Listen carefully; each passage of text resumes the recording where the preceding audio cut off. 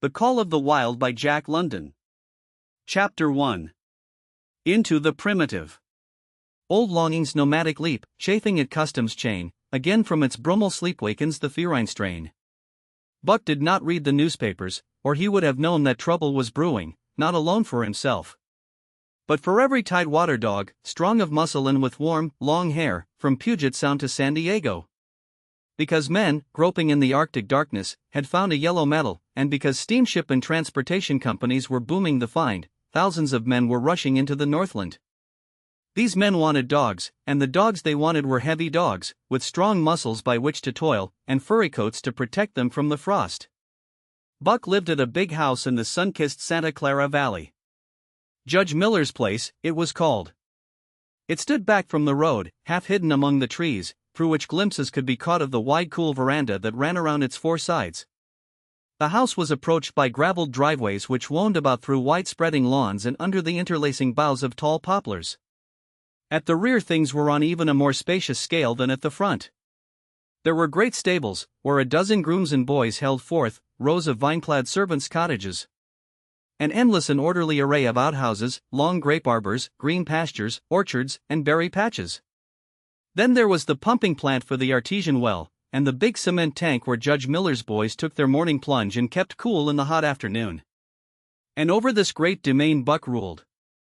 Here he was born, and here he had lived the 4 years of his life. It was true, there were other dogs. There could not but be other dogs on so vast a place, but they did not count. They came and went, resided in the populous kennels, or lived obscurely in the recesses of the house after the fashion of Toots. The Japanese pug, or Isabel, the Mexican hairless strange creatures that rarely put nose out of doors or set foot to ground. On the other hand, there were the fox terriers, a score of them at least, who yelped fearful promises at Toots and Isabel looking out of the windows at them and protected by a legion of housemaids armed with brooms and mops. But Buck was neither house dog nor kennel dog. The whole realm was his. He plunged into the swimming tank or went hunting with the judge's sons. He escorted Molly and Alice, the judge's daughters, on long twilight or early morning rambles. On wintry nights he lay at the judge's feet before the roaring library fire. He carried the judge's grandsons on his back, or rolled them in the grass, and guarded their footsteps through wild adventures down to the fountain in the stable yard. And even beyond, where the paddocks were, and the berry patches. Among the terriers he stalked imperiously, and Toots and Isabel he utterly ignored, for he was king over all creeping, crawling, flying things of Judge Miller's place, humans included. His father, Elmo, a huge St. Bernard, had been the judge's inseparable companion, and Buck bid fair to follow in the way of his father. He was not so large, he weighed only 140 pounds, for his mother, Shep, had been a Scotch shepherd dog. Nevertheless, 140 pounds, to which was added the dignity that comes of good living and universal respect, enabled him to carry himself in right royal fashion. During the 4 years since his puppyhood he had lived the life of a sated aristocrat. He had a fine pride in himself. Was even a trifle egotistical, as country gentlemen sometimes become because of their insular situation. But he had saved himself by not becoming a mere pampered house dog. Hunting and kindred outdoor delights had kept down the fat and hardened his muscles, and to him, as to the cold tubbing races, the love of water had been a tonic and a health preserver. And this was the manner of dog Buck was in the fall of 1897 10-0, when the Klondike strike dragged men from all the world into the frozen north. But Buck did not read the newspapers, and he did not know that Manuel, one of the gardener's helpers, was an undesirable acquaintance. Manuel had one besetting sin. He loved to play Chinese lottery. Also, in his gambling, he had one besetting weakness: faith in his system, and this made his damnation certain. For to play a system requires money, while the wages of a gardener's helper do not lap over the needs of a wife and numerous progeny. The judge was at a meeting of the Raisin Growers Association, and the boys were busy organizing an athletic club, on the memorable night of Manuel's treachery. No one saw him and Buck go off through the orchard on what Buck imagined was merely a stroll. And with the exception of a solitary man, no one saw them arrive at the little flag station known as College Park. This man talked with Manuel, and money chinked between them. "You might wrap up the goods before you deliver 'em," the stranger said gruffly, and Manuel doubled a piece of stout rope around Buck's neck under the collar. "Twist it, and you'll choke em plenty," said Manuel, and the stranger grunted a ready affirmative. Buck had accepted the rope with quiet dignity. To be sure, it was an unwanted performance, but he had learned to trust in men he knew, and to give them credit for a wisdom that outreached his own. But when the ends of the rope were placed in the stranger's hands, he growled menacingly. He had merely intimated his displeasure, in his pride believing that to intimate was to command. But to his surprise the rope tightened around his neck, shutting off his breath. In quick rage he sprang at the man, who met him halfway, grappled him close by the throat, and with a deft twist threw him over on his back. Then the rope tightened mercilessly, while Buck struggled in a fury, his tongue lolling out of his mouth and his great chest panting futilely. Never in all his life had he been so vilely treated, and never in all his life had he been so angry. But his strength ebbed, his eyes glazed, and he knew nothing when the train was flagged and the two men threw him into the baggage car. The next he knew, he was dimly aware that his tongue was hurting and that he was being jolted along in some kind of a conveyance. The hoarse shriek of a locomotive whistling a crossing told him where he was. He had traveled too often with the judge not to know the sensation of riding in a baggage car. He opened his eyes, and into them came the unbridled anger of a kidnapped king. The man sprang for his throat, but Buck was too quick for him. His jaws closed on the hand, nor did they relax till his senses were choked out of him once more. "Yep, has fits," the man said, hiding his mangled hand from the baggage man, who had been attracted by the sounds of struggle. "I'm talking em up for the boss to Frisco. A crack dog doctor there thinks that he can cure em." Concerning that night's ride, the man spoke most eloquently for himself, in a little shed back of a saloon on the San Francisco waterfront. "All I get is 50 for it," he grumbled, "and I wouldn't do it over for 1,000, cold cash." His hand was wrapped in a bloody handkerchief, and the right trouser leg was ripped from knee to ankle. "How much did the other mug get?" the saloon keeper demanded. 100, was the reply. "Wouldn't take a so less, so help me." "That makes 150, the saloon keeper calculated, and he's worth it, or I'm a square head." The kidnapper undid the bloody wrappings and looked at his lacerated hand. "It'll be because you was born to hang," laughed the saloon keeper. "Here, lend me a hand before you pull your freight," he added. Dazed, suffering intolerable pain from throat and tongue, with the life half throttled out of him, Buck attempted to face his tormentors. But he was thrown down and choked repeatedly, till they succeeded in filing the heavy brass collar from off his neck. Then the rope was removed, and he was flung into a cage-like crate. There he lay for the remainder of the weary night, nursing his wrath and wounded pride. He could not understand what it all meant. What did they want with him, these strange men? Why were they keeping him pent up in this narrow crate? He did not know why, but he felt oppressed by the vague sense of impending calamity. Several times during the night he sprang to his feet when the shed door rattled open, expecting to see the judge, or the boys at least. But each time it was the bulging face of the saloon keeper that peered in at him by the sickly light of a tallow candle. And each time the joyful bark that trembled in Buck's throat was twisted into a savage growl. But the saloon keeper let him alone, and in the morning 4 men entered and picked up the crate. More tormentors, Buck decided, for they were evil-looking creatures, ragged and unkempt, and he stormed and raged at them through the bars. They only laughed and poked sticks at him, which he promptly assailed with his teeth till he realized that was what they wanted. Whereupon he lay down sullenly and allowed the crate to be lifted into a wagon. Then he, and the crate in which he was imprisoned, began a passage through many hands. Clerks in the express office took charge of him. He was carted about in another wagon, a truck carried him. With an assortment of boxes and parcels, upon a ferry steamer, he was trucked off the steamer into a great railway depot. And finally he was deposited in an express car. For 2 days and nights this express car was dragged along at the tail of shrieking locomotives, and for 2 days and nights Buck neither ate nor drank. In his anger he had met the first advances of the express messengers with growls, and they had retaliated by teasing him.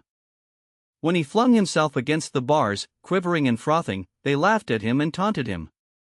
They growled and barked like detestable dogs, mewed, and flapped their arms and crowed.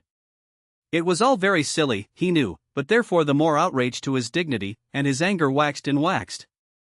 He did not mind the hunger so much, but the lack of water caused him severe suffering and fanned his wrath to fever pitch. For that matter, high-strung and finely sensitive, the ill treatment had flung him into a fever, which was fed by the inflammation of his parched and swollen throat and tongue. He was glad for one thing: the rope was off his neck. That had given them an unfair advantage, but now that it was off, he would show them. They would never get another rope around his neck. Upon that he was resolved. For 2 days and nights he neither ate nor drank, and during those 2 days and nights of torment, he accumulated a fund of wrath that boded ill for whoever first fell foul of him. His eyes turned bloodshot, and he was metamorphosed into a raging fiend. So changed was he that the judge himself would not have recognized him, and the express messengers breathed with relief when they bundled him off the train at Seattle. For men gingerly carried the crate from the wagon into a small, high-walled backyard. A stout man, with a red sweater that sagged generously at the neck, came out and signed the book for the driver. That was the man, Buck divined, the next tormentor, and he hurled himself savagely against the bars. The man smiled grimly, and brought a hatchet and a club. "You ain't going to take him out now?" the driver asked. "Sure," the man replied, driving the hatchet into the crate for a pry. There was an instantaneous scattering of the 4 men who had carried it in, and from safe perches on top the wall they prepared to watch the performance. Buck rushed at the splintering wood, sinking his teeth into it, surging and wrestling with it. Wherever the hatchet fell on the outside, he was there on the inside, snarling and growling, as furiously anxious to get out as the man in the red sweater was calmly intent on getting him out. "Now, you red-eyed devil," he said, when he had made an opening sufficient for the passage of Buck's body. At the same time he dropped the hatchet and shifted the club to his right hand. And Buck was truly a red-eyed devil, as he drew himself together for the spring, hair bristling, mouth foaming, a mad glitter in his bloodshot eyes. Straight at the man he launched his 140 pounds of fury, surcharged with the pent passion of 2 days and nights. In mid-air, just as his jaws were about to close on the man, he received a shock that checked his body and brought his teeth together with an agonizing clip. He whirled over, fetching the ground on his back and side. He had never been struck by a club in his life, and did not understand. With a snarl that was part bark and more scream, he was again on his feet and launched into the air. And again the shock came and he was brought crushingly to the ground. This time he was aware that it was the club, but his madness knew no caution. A dozen times he charged, and as often the club broke the charge and smashed him down. After a particularly fierce blow, he crawled to his feet, too dazed to rush. He staggered limply about, the blood flowing from nose and mouth and ears, his beautiful coat sprayed and flecked with bloody slaver. Then the man advanced and deliberately dealt him a frightful blow on the nose. All the pain he had endured was as nothing compared with the exquisite agony of this. With a roar that was almost lion-like in its ferocity, he again hurled himself at the man. But the man, shifting the club from right to left, coolly caught him by the underjaw, at the same time wrenching downward and backward. Buck described a complete circle in the air, and half of another, then crashed to the ground on his head and chest. For the last time he rushed. The man struck the shrewd blow he had purposely withheld for so long, and Buck crumpled up and went down, knocked utterly senseless. "He's no slouch at dog breakin', that's what I say," one of the men on the wall cried enthusiastically. "Druther break cayuses any day, and twice on Sundays," was the reply of the driver, as he climbed on the wagon and started the horses. Buck's senses came back to him, but not his strength. He lay where he had fallen, and from there he watched the man in the red sweater. "Answers to the name of Buck," the man soliloquized, quoting from the saloon-keeper's letter which had announced the consignment of the crate and contents. "Well, Buck, my boy," he went on in a genial voice, "we've had our little ruction, and the best thing we can do is to let it go at that.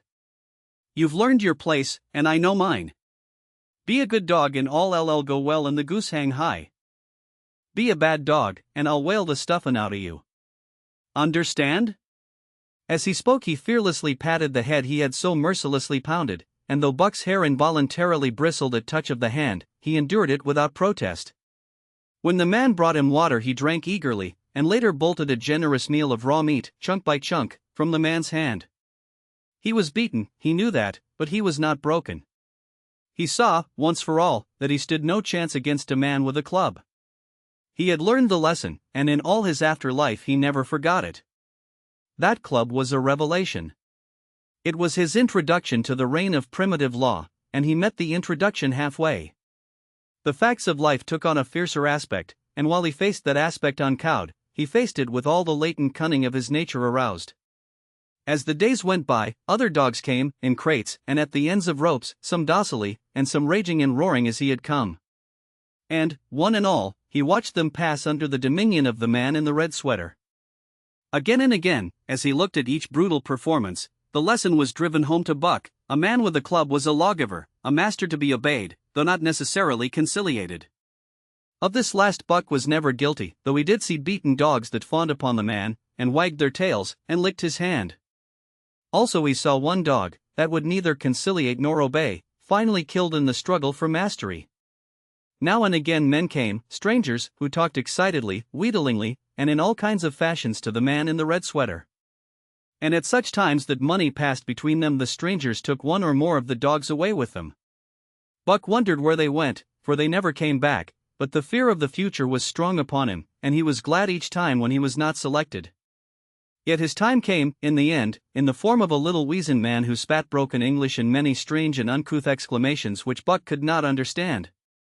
"Sacredam!" he cried, when his eyes lit upon Buck. "Dat one damn bully dog." "Eh? How much?" 300, and a present at that, was the prompt reply of the man in the red sweater. "And seem it's government money, you ain't got no kick coming, eh, Perot?" Perot grinned. Considering that the price of dogs had been boomed skyward by the unwanted demand, it was not an unfair sum for so fine an animal. The Canadian government would be no loser, nor would its dispatches travel the slower. Perot knew dogs, and when he looked at Buck he knew that he was 1 in 1,000 1 in 10,000, he commented mentally. Buck saw money pass between them, and was not surprised when Curly, a good-natured Newfoundland, and he were led away by the little weazened man. That was the last he saw of the man in the red sweater, and as Curly and he looked at receding Seattle from the deck of the Narwhal, it was the last he saw of the warm Southland. Curly and he were taken below by Perot and turned over to a black-faced giant called Francois. Perot was a French-Canadian, and swarthy, but Francois was a French-Canadian half-breed, and twice as swarthy. They were a new kind of men to Buck, of which he was destined to see many more, and while he developed no affection for them, he none the less grew honestly to respect them. He speedily learned that Perot and Francois were fair men, calm and impartial in administering justice, and too wise in the way of dogs to be fooled by dogs. In the 'tween decks of the Narwhal, Buck and Curly joined 2 other dogs. One of them was a big, snow-white fellow from Spitzbergen who had been brought away by a whaling captain, and who had later accompanied a geological survey into the Barrens. He was friendly, in a treacherous sort of way, smiling into one's face the while he meditated some underhand trick, as, for instance, when he stole from Buck's food at the first meal.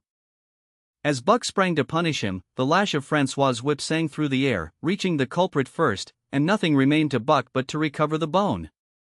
That was fair of Francois, he decided, and the half-breed began his rise in Buck's estimation.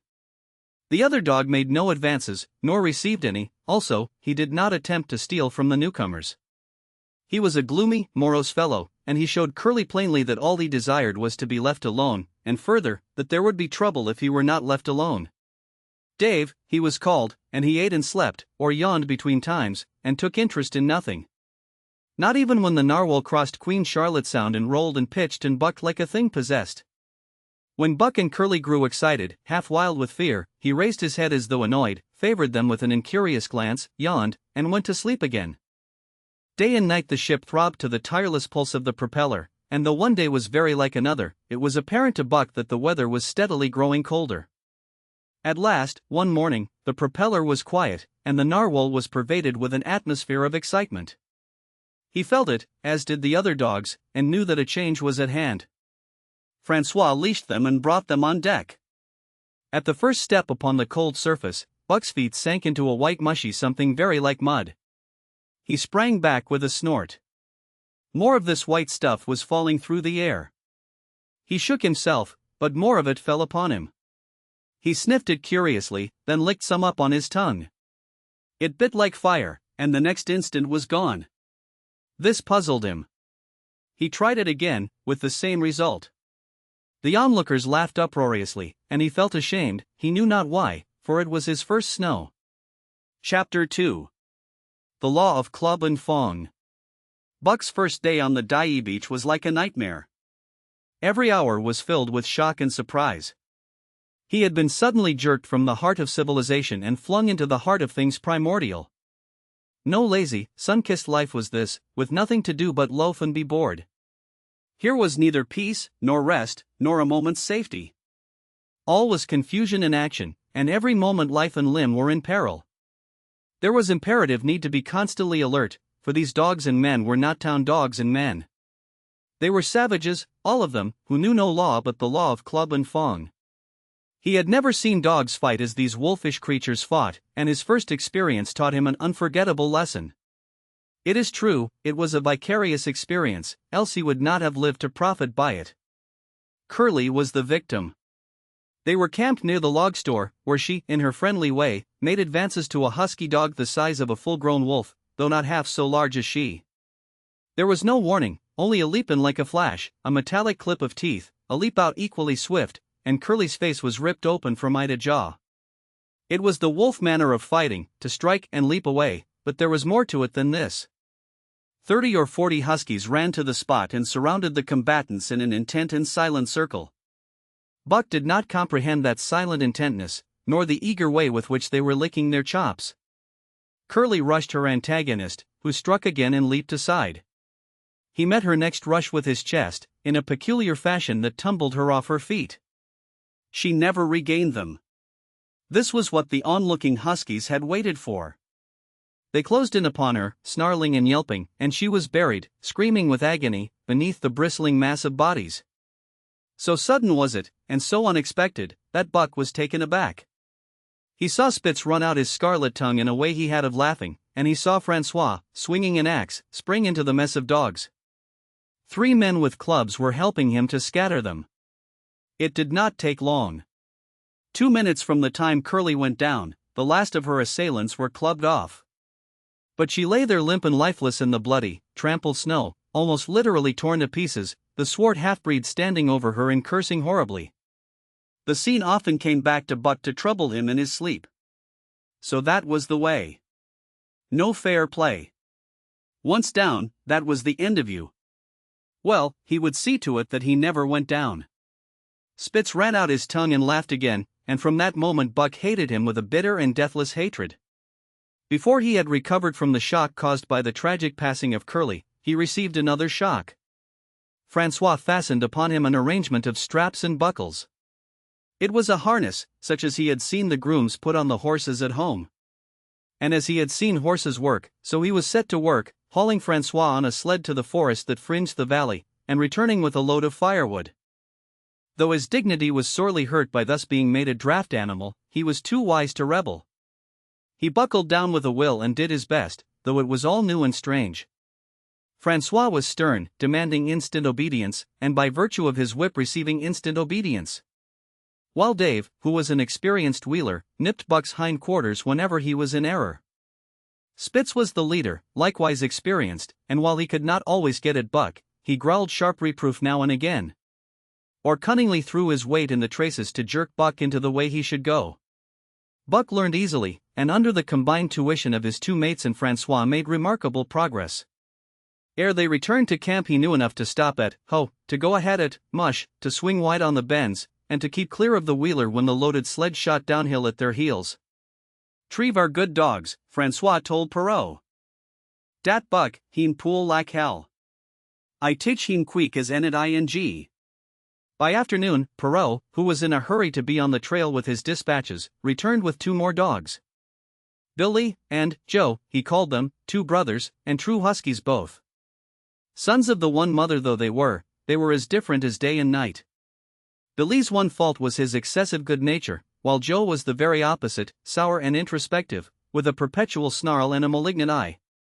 Buck received them in comradely fashion, Dave ignored them, while Spitz proceeded to thrash first one and then the other. Billy wagged his tail appeasingly, turned to run when he saw that appeasement was of no avail, and cried, still appeasingly, when Spitz's sharp teeth scored his flank.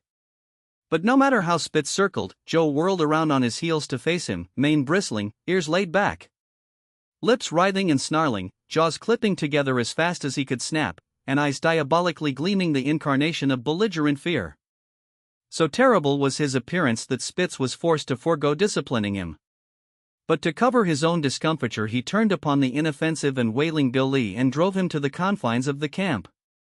By evening, Perrault secured another dog, an old husky, long and lean and gaunt, with a battle-scarred face and a single eye which flashed a warning of prowess that commanded respect. He was called Sol Lex, which means the angry one. Like Dave, he asked nothing, gave nothing, expected nothing, and when he marched slowly and deliberately into their midst, even Spitz left him alone. He had one peculiarity which Buck was unlucky enough to discover. He did not like to be approached on his blind side. Of this offense Buck was unwittingly guilty, and the first knowledge he had of his indiscretion was when Sol Lex whirled upon him and slashed his shoulder to the bone for 3 inches up and down. Forever after Buck avoided his blind side, and to the last of their comradeship had no more trouble. His only apparent ambition, like Dave's, was to be left alone, though, as Buck was afterward to learn, each of them possessed one other and even more vital ambition.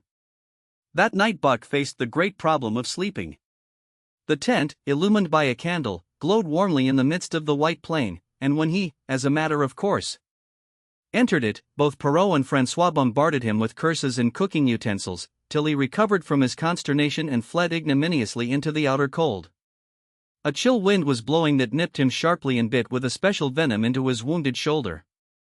He lay down on the snow and attempted to sleep, but the frost soon drove him shivering to his feet. Miserable and disconsolate, he wandered about among the many tents, only to find that one place was as cold as another. Here and there savage dogs rushed upon him, but he bristled his neck hair and snarled, for he was learning fast, and they let him go his way unmolested. Finally an idea came to him.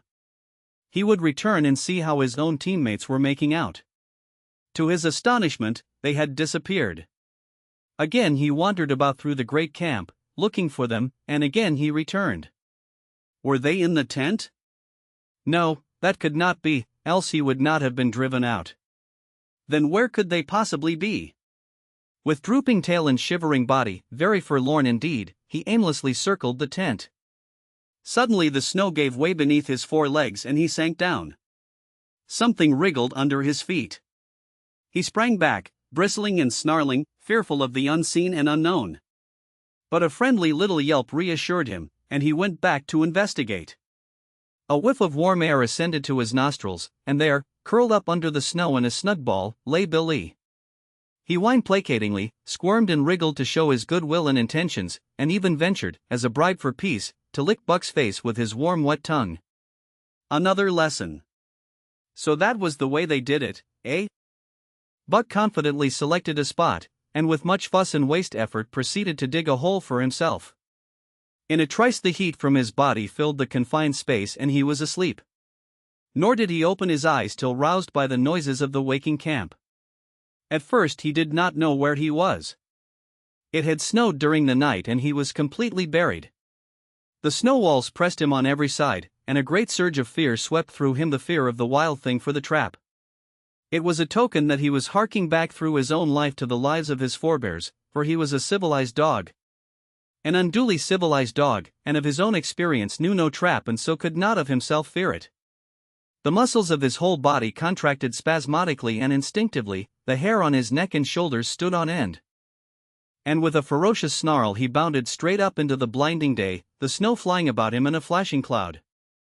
Ere he landed on his feet, he saw the white camp spread out before him and knew where he was and remembered all that had passed from the time he went for a stroll with Manuel to the hole he had dug for himself the night before. A shout from Francois hailed his appearance. "What I say?" the dog driver cried to Perrault. "Dat Buck for sure learn quick as ing." Perrault nodded gravely. As courier for the Canadian government, bearing important dispatches, he was anxious to secure the best dogs, and he was particularly gladdened by the possession of Buck. 3 more huskies were added to the team inside an hour, making a total of 9, and before another quarter of an hour had passed they were in harness and swinging up the trail toward the Dye Cannon. Buck was glad to be gone, and though the work was hard he found he did not particularly despise it. He was surprised at the eagerness which animated the whole team and which was communicated to him, but still more surprising was the change wrought in Dave and Sol Lex. They were new dogs, utterly transformed by the harness. All passiveness and unconcern had dropped from them. They were alert and active, anxious that the work should go well, and fiercely irritable with whatever, by delay or confusion, retarded that work. The toil of the traces seemed the supreme expression of their being, and all that they lived for and the only thing in which they took delight. Dave was wheeler or sled dog, pulling in front of him was Buck, then came Sol Lex, the rest of the team was strung out ahead, single file, to the leader, which position was filled by Spitz. Buck had been purposely placed between Dave and Sol Lex so that he might receive instruction. Apt scholar that he was, they were equally apt teachers, never allowing him to linger long in error, and enforcing their teaching with their sharp teeth. Dave was fair and very wise. He never nipped Buck without cause, and he never failed to nip him when he stood in need of it. As Francois's whip backed him up, Buck found it to be cheaper to mend his ways than to retaliate. Once, during a brief halt, when he got tangled in the traces and delayed the start, both Dave and Sol Lex flew at him and administered a sound trouncing. The resulting tangle was even worse, but Buck took good care to keep the traces clear thereafter, and ere the day was done, so well had he mastered his work, his mates about ceased nagging him. Francois's whip snapped less frequently, and Perrault even honored Buck by lifting up his feet and carefully examining them.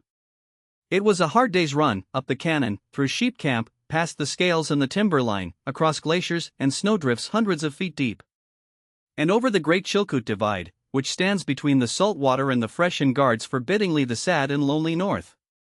They made good time down the chain of lakes which fills the craters of extinct volcanoes, and late that night pulled into the huge camp at the head of Lake Bennett, where thousands of gold seekers were building boats against the breakup of the ice in the spring.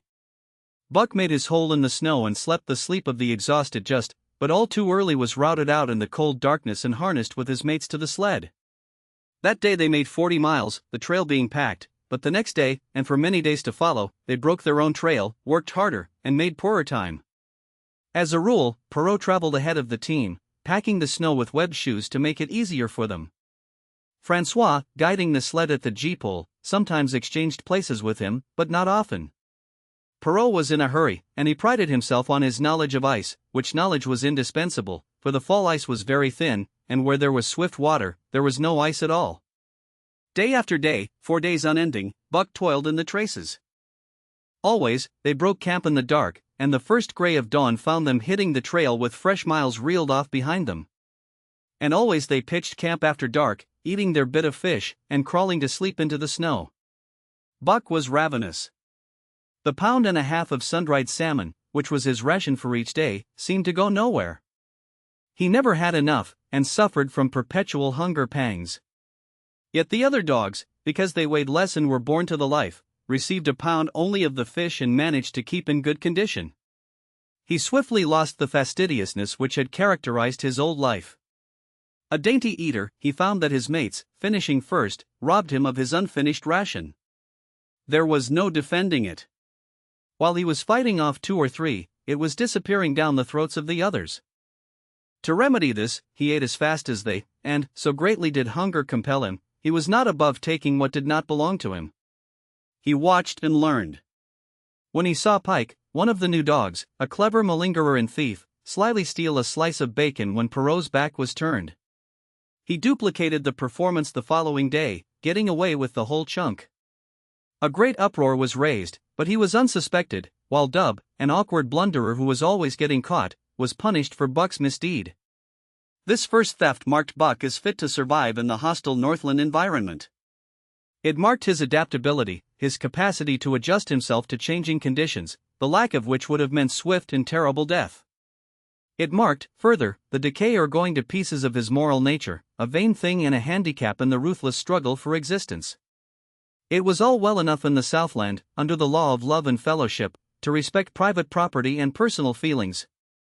But in the Northland, under the law of club and Fang, whoso took such things into account was a fool. And in so far as he observed them he would fail to prosper. Not that Buck reasoned it out. He was fit, that was all, and unconsciously he accommodated himself to the new mode of life. All his days, no matter what the odds, he had never run from a fight. But the club of the man in the red sweater had beaten into him a more fundamental and primitive code. Civilized, he could have died for a moral consideration, say the defense of Judge Miller's riding whip. But the completeness of his decivilization was now evidenced by his ability to flee from the defense of a moral consideration and so save his hide. He did not steal for joy of it, but because of the clamor of his stomach. He did not rob openly, but stole secretly and cunningly, out of respect for Club and Fang. In short, the things he did were done because it was easier to do them than not to do them. His development, or retrogression, was rapid. His muscles became hard as iron, and he grew callous to all ordinary pain. He achieved an internal as well as external economy. He could eat anything, no matter how loathsome or indigestible, and, once eaten, the juices of his stomach extracted the least particle of nutriment. And his blood carried it to the farthest reaches of his body, building it into the toughest and stoutest of tissues. Sight and scent became remarkably keen, while his hearing developed such acuteness that in his sleep he heard the faintest sound and knew whether it heralded peace or peril.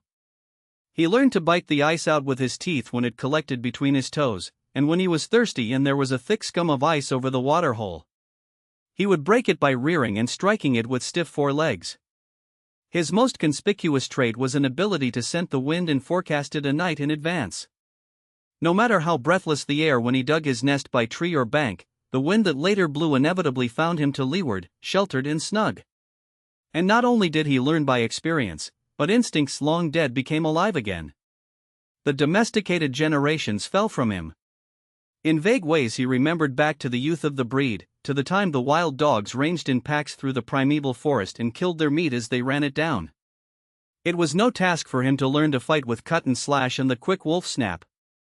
In this manner had fought forgotten ancestors. They quickened the old life within him, and the old tricks which they had stamped into the heredity of the breed were his tricks. They came to him without effort or discovery, as though they had been his always.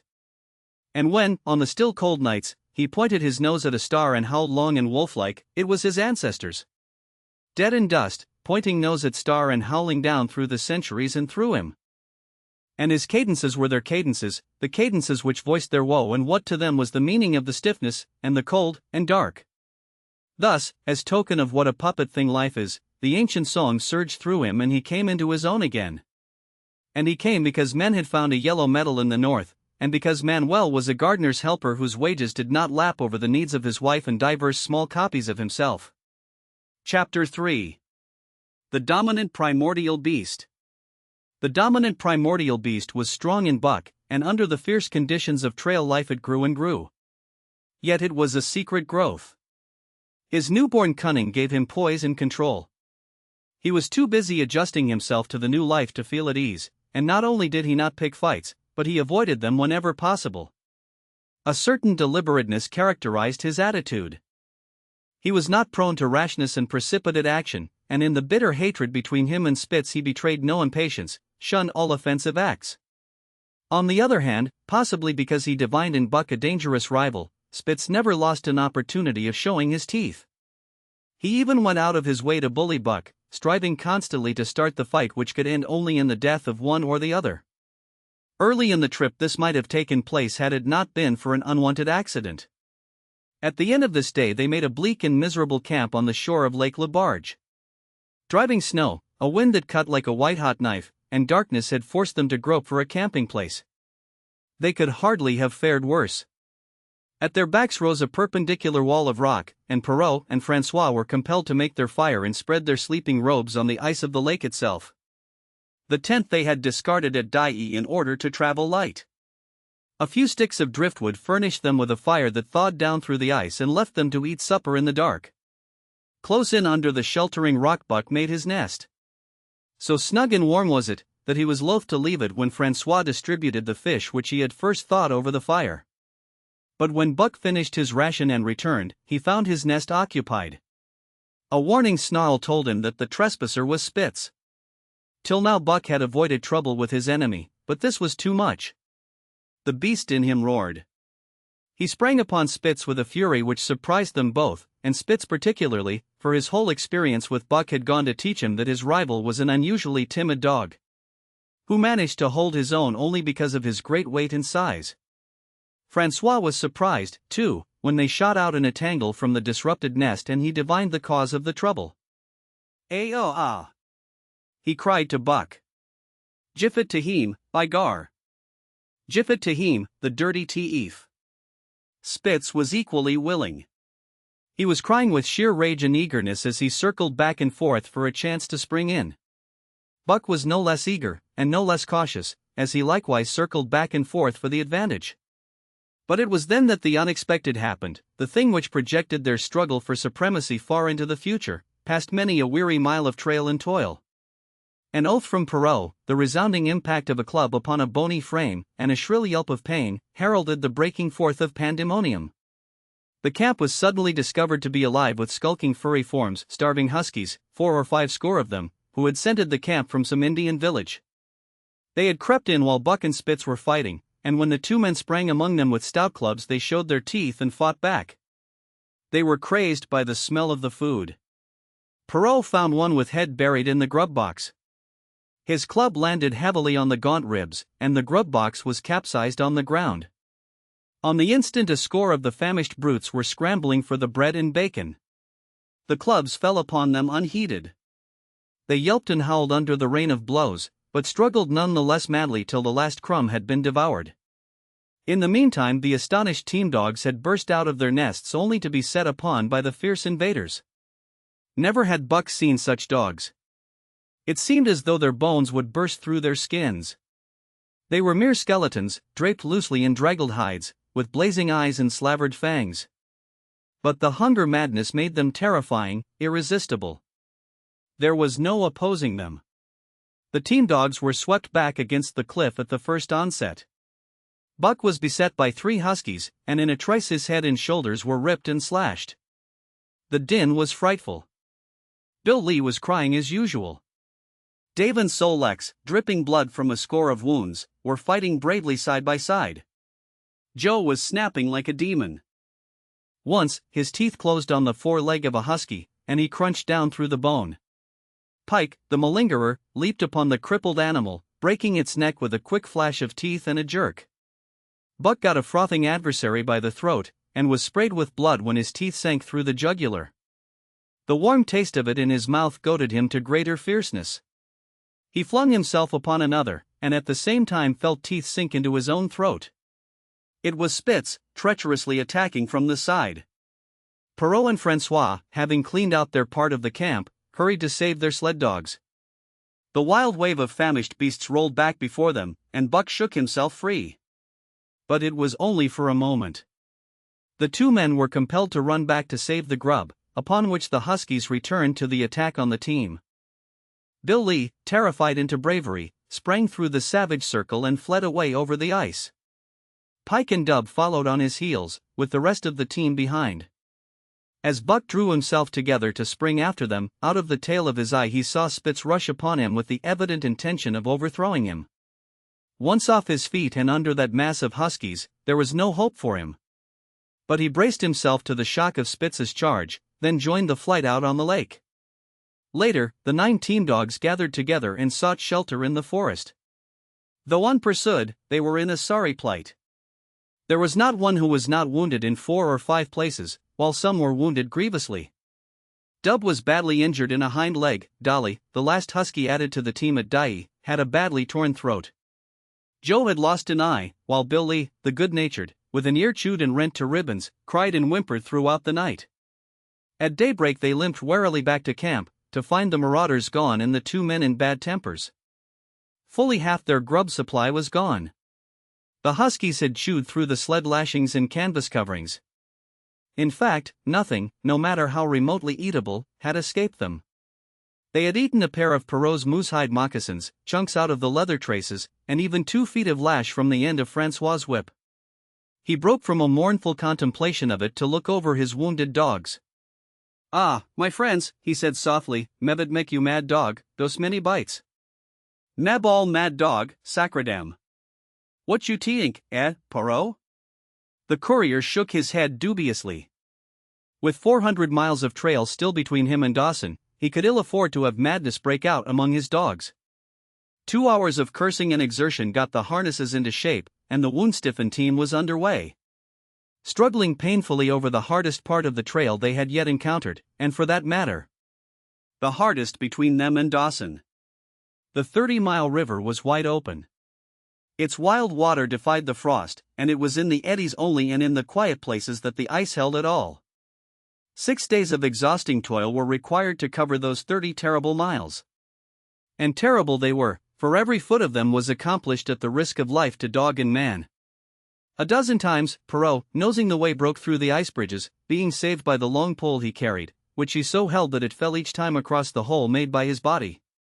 But a cold snap was on, the thermometer registering 50 below zero, and each time he broke through he was compelled for very life to build a fire and dry his garments. Nothing daunted him. It was because nothing daunted him that he had been chosen for government courier. He took all manner of risks, resolutely thrusting his little weazened face into the frost and struggling on from dim dawn to dark. He skirted the frowning shores on rim ice that bent and crackled underfoot and upon which they dared not halt. Once, the sled broke through, with Dave and Buck, and they were half frozen and all but drowned by the time they were dragged out. The usual fire was necessary to save them. They were coated solidly with ice, and the 2 men kept them on the run around the fire, sweating and thawing, so close that they were singed by the flames. At another time Spitz went through, dragging the whole team after him up to Buck, who strained backward with all his strength. His 4 paws on the slippery edge and the ice quivering and snapping all around. But behind him was Dave, likewise straining backward, and behind the sled was Francois, pulling till his tendons cracked. Again, the rim ice broke away before and behind, and there was no escape except up the cliff. Perrault scaled it by a miracle, while Francois prayed for just that miracle, and with every thong and sled lashing and the last bit of harness rove into a long rope. The dogs were hoisted, one by one, to the cliff crest. Francois came up last, after the sled and load. Then came the search for a place to descend, which descent was ultimately made by the aid of the rope, and night found them back on the river with 1/4 of a mile to the day's credit. By the time they made the Hootalinqua and good ice, Buck was played out. The rest of the dogs were in like condition, but Perrault, to make up lost time, pushed them late and early. The first day they covered 35 miles to the Big Salmon, the next day 35 more to the Little Salmon, the third day 40 miles, which brought them well up toward the 5 Fingers. Buck's feet were not so compact and hard as the feet of the huskies. His had softened during the many generations since the day his last wild ancestor was tamed by a cave dweller or riverman. All day long he limped in agony, and camp once made, lay down like a dead dog. Hungry as he was, he would not move to receive his ration of fish, which Francois had to bring to him. Also, the dog driver rubbed Buck's feet for half an hour each night after supper, and sacrificed the tops of his own moccasins to make 4 moccasins for Buck. This was a great relief, and Buck caused even the weazened face of Perrault to twist itself into a grin one morning. When Francois forgot the moccasins and Buck lay on his back, his 4 feet waving appealingly in the air, and refused to budge without them. Later his feet grew hard to the trail, and the worn-out footgear was thrown away. At the Pelly one morning, as they were harnessing up, Dolly, who had never been conspicuous for anything, went suddenly mad. She announced her condition by a long, heartbreaking wolf howl that sent every dog bristling with fear, then sprang straight for Buck. He had never seen a dog go mad, nor did he have any reason to fear madness, yet he knew that here was horror, and fled away from it in a panic. Straight away he raced, with Dolly, panting and frothing, 1 leap behind, nor could she gain on him, so great was his terror, nor could he leave her, so great was her madness. He plunged through the wooded breast of the island, flew down to the lower end, crossed a back channel filled with rough ice to another island, gained a 3rd island, curved back to the main river, and in desperation started to cross it. And all the time, though he did not look, he could hear her snarling just 1 leap behind. Francois called to him 1/4 of a mile away and he doubled back, still 1 leap ahead, gasping painfully for air and putting all his faith in that Francois would save him. The dog driver held the axe poised in his hand, and as Buck shot past him the axe crashed down upon Mad Dolly's head. Buck staggered over against the sled, exhausted, sobbing for breath, helpless. This was Spitz's opportunity. He sprang upon Buck, and twice his teeth sank into his unresisting foe and ripped and tore the flesh to the bone. "One devil, dat Spitz," remarked Perrault. "Some damn day heem kill dat Buck." "Dat Buck 2 devils," was Francois's rejoinder. "All de tam I watch dat Buck I know for sure. Listen, some damn fine day heem get mad like hell and den heem chew dat Spitz all up and spit him out on de snow." "Sure. I know." From then on it was war between them. Spitz, as lead dog and acknowledged master of the team, felt his supremacy threatened by this strange Southland dog. And strange Buck was to him, for of the many Southland dogs he had known, not one had shown up worthily in camp and on trail. They were all too soft, dying under the toil, the frost, and starvation. Buck was the exception. He alone endured and prospered, matching the husky in strength, savagery, and cunning. Then he was a masterful dog, and what made him dangerous was the fact that the club of the man in the red sweater had knocked all blind pluck and rashness out of his desire for mastery. He was preeminently cunning, and could bide his time with a patience that was nothing less than primitive. It was inevitable that the clash for leadership should come. Buck wanted it. He wanted it because it was his nature, because he had been gripped tight by that nameless, incomprehensible pride of the trail and traced that pride which holds dogs in the toil to the last gasp. Which lures them to die joyfully in the harness, and breaks their hearts if they are cut out of the harness. This was the pride of Dave as wheel dog, of Sol Lex as he pulled with all his strength, the pride that laid hold of them at break of camp, transforming them from sour and sullen brutes into straining, eager, ambitious creatures, the pride that spurred them on all day and dropped them at pitch of camp at night, letting them fall back into gloomy unrest and uncontent. This was the pride that bore up Spitz and made him thrash the sled dogs who blundered and shirked in the traces or hid away at harness-up time in the morning. Likewise, it was this pride that made him fear Buck as a possible lead dog. And this was Buck's pride, too. He openly threatened the other's leadership. He came between him and the shirks he should have punished. And he did it deliberately. One night there was a heavy snowfall, and in the morning Pike, the malingerer, did not appear. He was securely hidden in his nest under a foot of snow. Francois called him and sought him in vain. Spitz was wild with wrath. He raged through the camp, smelling and digging in every likely place, snarling so frightfully that Pike heard and shivered in his hiding place. But when he was at last unearthed, and Spitz flew at him to punish him, Buck flew, with equal rage, in between. So unexpected was it, and so shrewdly managed, that Spitz was hurled backward and off his feet. Pike, who had been trembling abjectly, took heart at this open mutiny, and sprang upon his overthrown leader. Buck, to whom fair play was a forgotten code, likewise sprang upon Spitz. But Francois, chuckling at the incident while unswerving in the administration of justice, brought his lash down upon Buck with all his might. This failed to drive Buck from his prostrate rival, and the butt of the whip was brought into play. Half stunned by the blow, Buck was knocked backward and the lash laid upon him again and again, while Spitz soundly punished the many times offending Pike. In the days that followed, as Dawson grew closer and closer, Buck still continued to interfere between Spitz and the culprits. But he did it craftily. When Francois was not around, with the covert mutiny of Buck, a general insubordination sprang up and increased. Dave and Sol Lex were unaffected, but the rest of the team went from bad to worse. Things no longer went right. There was continual bickering and jangling.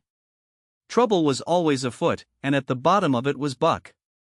He kept Francois busy, for the dog driver was in constant apprehension of the life and death struggle between the two, which he knew must take place sooner or later. And on more than one night the sounds of quarreling and strife among the other dogs turned him out of his sleeping robe, fearful that Buck and Spitz were at it. But the opportunity did not present itself, and they pulled into Dawson one dreary afternoon with the great fight still to come. Here were many men, and countless dogs, and Buck found them all at work. It seemed the ordained order of things that dogs should work. All day they swung up and down the main street in long teams, and in the night their jingling bells still went by. They hauled cabin logs and firewood, freighted up to the mines, and did all manner of work that horses did in the Santa Clara Valley. Here and there Buck met Southland dogs, but in the main they were the wild wolf husky breed. Every night, regularly, at 9, at 12, at 3, they lifted a nocturnal song, a weird and eerie chant, in which it was Buck's delight to join. With the aurora borealis flaming coldly overhead, or the stars leaping in the frost dance, and the land numb and frozen under its pall of snow. This song of the huskies might have been the defiance of life, only it was pitched in minor key, with long-drawn wailings and half-sobs. And was more the pleading of life, the articulate travail of existence. It was an old song, old as the breed itself, one of the first songs of the younger world in a day when songs were sad. It was invested with the woe of unnumbered generations, this plaint by which Buck was so strangely stirred. When he moaned and sobbed, it was with the pain of living that was of old the pain of his wild fathers, and the fear and mystery of the cold and dark that was to them fear and mystery. And that he should be stirred by it marked the completeness with which he harked back through the ages of fire and roof to the raw beginnings of life in the howling ages. 7 days from the time they pulled into Dawson, they dropped down the steep bank by the barracks to the Yukon Trail, and pulled for Dyea and salt water. Perrault was carrying dispatches if anything more urgent than those he had brought in. Also, the travel pride had gripped him, and he purposed to make the record trip of the year. Several things favored him in this. The week's rest had recuperated the dogs and put them in thorough trim. The trail they had broken into the country was packed hard by later journeyers. And further, the police had arranged in 2 or 3 places deposits of grub for dog and man, and he was traveling light. They made 60 Mile, which is a 50-mile run, on the first day, and the second day saw them booming up the Yukon well on their way to Pelly. But such splendid running was achieved not without great trouble and vexation on the part of Francois. The insidious revolt led by Buck had destroyed the solidarity of the team. It no longer was as one dog leaping in the traces. The encouragement Buck gave the rebels led them into all kinds of petty misdemeanors. No more was Spitz a leader greatly to be feared. The old awe departed, and they grew equal to challenging his authority. Pike robbed him of half a fish one night, and gulped it down under the protection of Buck. Another night Dub and Joe fought Spitz and made him forego the punishment they deserved. And even Billy, the good-natured, was less good-natured, and whined not half so placatingly as in former days. Buck never came near Spitz without snarling and bristling menacingly. In fact, his conduct approached that of a bully, and he was given to swaggering up and down before Spitz's very nose. The breaking down of discipline likewise affected the dogs in their relations with one another. They quarreled and bickered more than ever among themselves, till at times the camp was a howling bedlam. Dave and Sol Lex alone were unaltered, though they were made irritable by the unending squabbling. Francois swore strange barbarous oaths, and stamped the snow in futile rage, and tore his hair. His lash was always singing among the dogs, but it was of small avail. Directly his back was turned they were at it again. He backed up Spitz with his whip, while Buck backed up the remainder of the team. Francois knew he was behind all the trouble, and Buck knew he knew, but Buck was too clever ever again to be caught red-handed. He worked faithfully in the harness, for the toil had become a delight to him, yet it was a greater delight slyly to precipitate a fight amongst his mates and tangle the traces. At the mouth of the Tahkeena, one night after supper, Dub turned up a snowshoe rabbit, blundered it, and missed. In a second the whole team was in full cry. 100 yards away was a camp of the Northwest Police, with 50 dogs, huskies all, who joined the chase. The rabbit sped down the river, turned off into a small creek, up the frozen bed of which it held steadily. It ran lightly on the surface of the snow, while the dogs plowed through by main strength. Buck led the pack, 60 strong, around bend after bend, but he could not gain.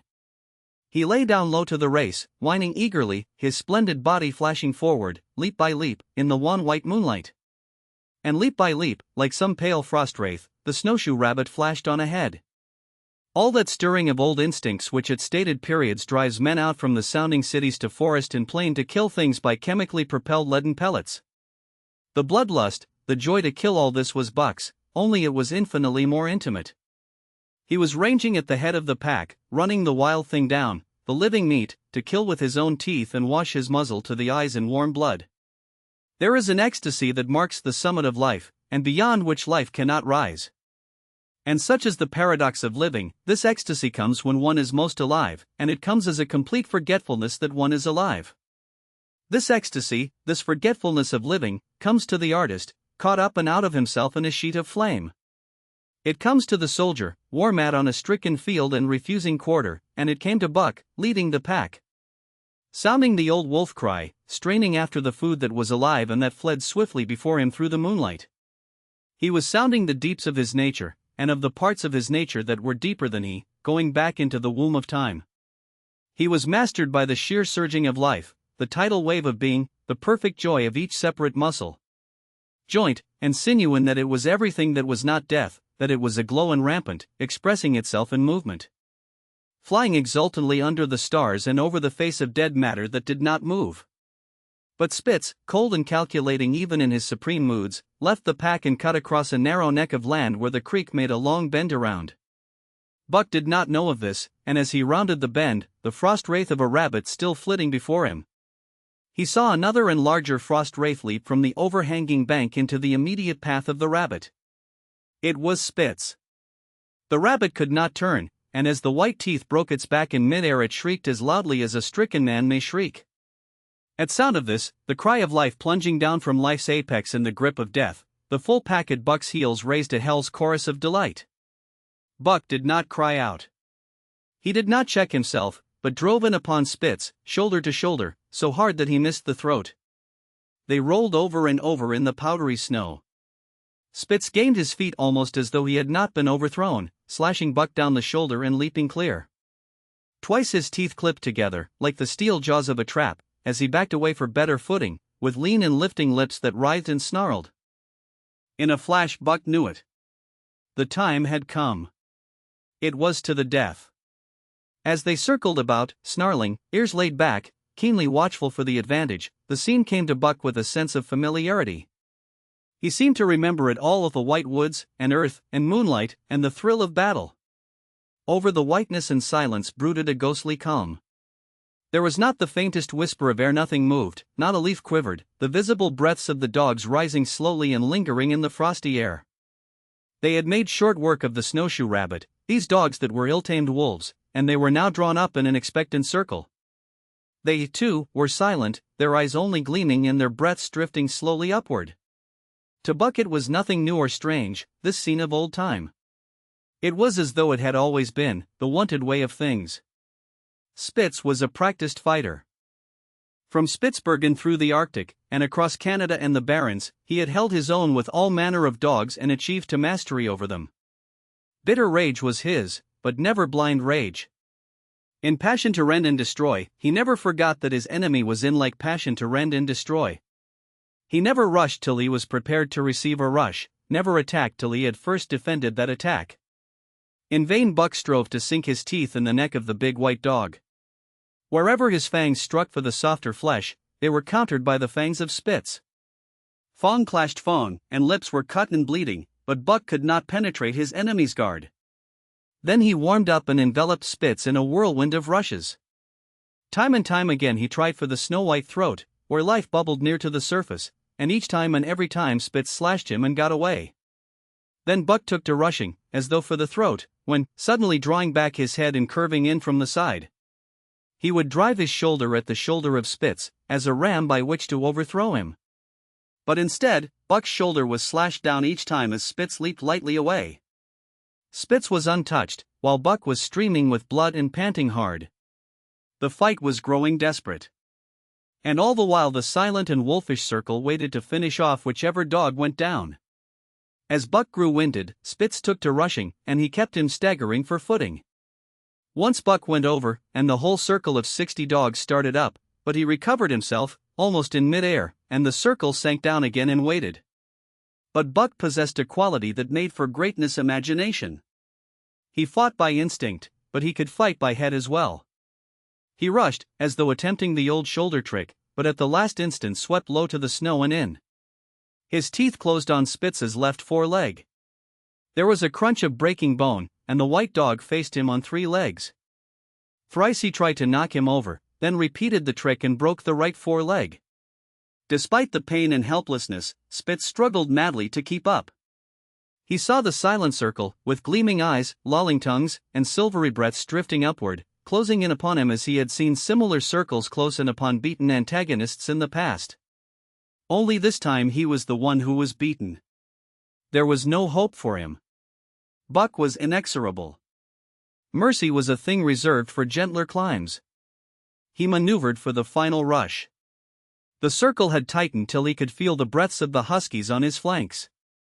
He could see them, beyond Spitz and to either side, half crouching for the spring, their eyes fixed upon him. A pause seemed to fall. Every animal was motionless as though turned to stone.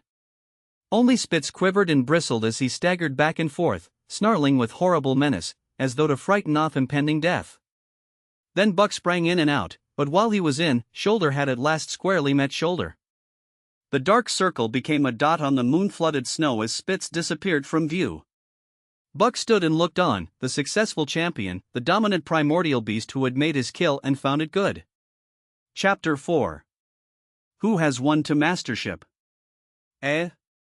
What I say? I speak true when I say dat Buck two devils. This was Francois's speech next morning when he discovered Spitz missing and Buck covered with wounds. He drew him to the fire and by its light pointed them out. Dat Spitz fight like hell, said Perrault, as he surveyed the gaping rips and cuts. And dat Buck fight like two hells, was Francois's answer. And now we make good time. No more Spitz, no more trouble, sure. While Perrault packed the camp outfit and loaded the sled, the dog driver proceeded to harness the dogs. Buck trotted up to the place Spitz would have occupied as leader, but Francois, not noticing him, brought Sol-Lex to the coveted position. In his judgment, Sol-Lex was the best lead dog left. Buck sprang upon Sol-Lex in a fury, driving him back and standing in his place. Francois cried, slapping his thighs gleefully. Look at dat Buck. Heem kill dat Spitz, heem tink to take de job. Go away, shook. He cried, but Buck refused to budge. He took Buck by the scruff of the neck, and though the dog growled threateningly, dragged him to one side and replaced Sol-Lex. The old dog did not like it, and showed plainly that he was afraid of Buck. Francois was obdurate, but when he turned his back Buck again displaced Sol-Lex, who was not at all unwilling to go. Francois was angry. Now, by gar, I fix you, he cried, coming back with a heavy club in his hand. Buck remembered the man in the red sweater, and retreated slowly, nor did he attempt to charge in when Sol-Lex was once more brought forward. But he circled just beyond the range of the club, snarling with bitterness and rage, and while he circled he watched the club so as to dodge it if thrown by Francois. For he was become wise in the way of clubs. The driver went about his work, and he called to Buck when he was ready to put him in his old place in front of Dave. Buck retreated 2 or 3 steps. Francois followed him up, whereupon he again retreated. After some time of this, Francois threw down the club, thinking that Buck feared a thrashing. But Buck was in open revolt. He wanted, not to escape a clubbing, but to have the leadership. It was his by right. He had earned it, and he would not be content with less. Perrault took a hand. Between them they ran him about for the better part of an hour. They threw clubs at him. He dodged. They cursed him, and his fathers and mothers before him, and all the seed to come after him down to the remotest generation. And every hair on his body and drop of blood in his veins, and he answered curse with snarl and kept out of their reach. He did not try to run away, but retreated around and around the camp, advertising plainly that when his desire was met, he would come in and be good. Francois sat down and scratched his head. Perrault looked at his watch and swore. Time was flying, and they should have been on the trail an hour gone. Francois scratched his head again. He shook it and grinned sheepishly at the courier, who shrugged his shoulders in sign that they were beaten. Then Francois went up to where Sol-Lex stood and called to Buck. Buck laughed, as dogs laugh, yet kept his distance. Francois unfastened Sol-Lex's traces and put him back in his old place. The team stood harnessed to the sled in an unbroken line, ready for the trail. There was no place for Buck save at the front. Once more Francois called, and once more Buck laughed and kept away. Throw down de club, Perrault commanded. Francois complied, whereupon Buck trotted in, laughing triumphantly, and swung around into position at the head of the team. His traces were fastened, the sled broken out, and with both men running they dashed out onto the river trail. Highly as the dog driver had forevalued Buck, with his 2 devils, he found, while the day was yet young, that he had undervalued. At a bound Buck took up the duties of leadership, and where judgment was required, and quick thinking and quick acting. He showed himself the superior even of Spitz, of whom Francois had never seen an equal. But it was in giving the law and making his mates live up to it, that Buck excelled. Dave and Sol-Lex did not mind the change in leadership. It was none of their business. Their business was to toil, and toil mightily, in the traces. So long as that were not interfered with, they did not care what happened. Billy, the good-natured, could lead for all they cared, so long as he kept order.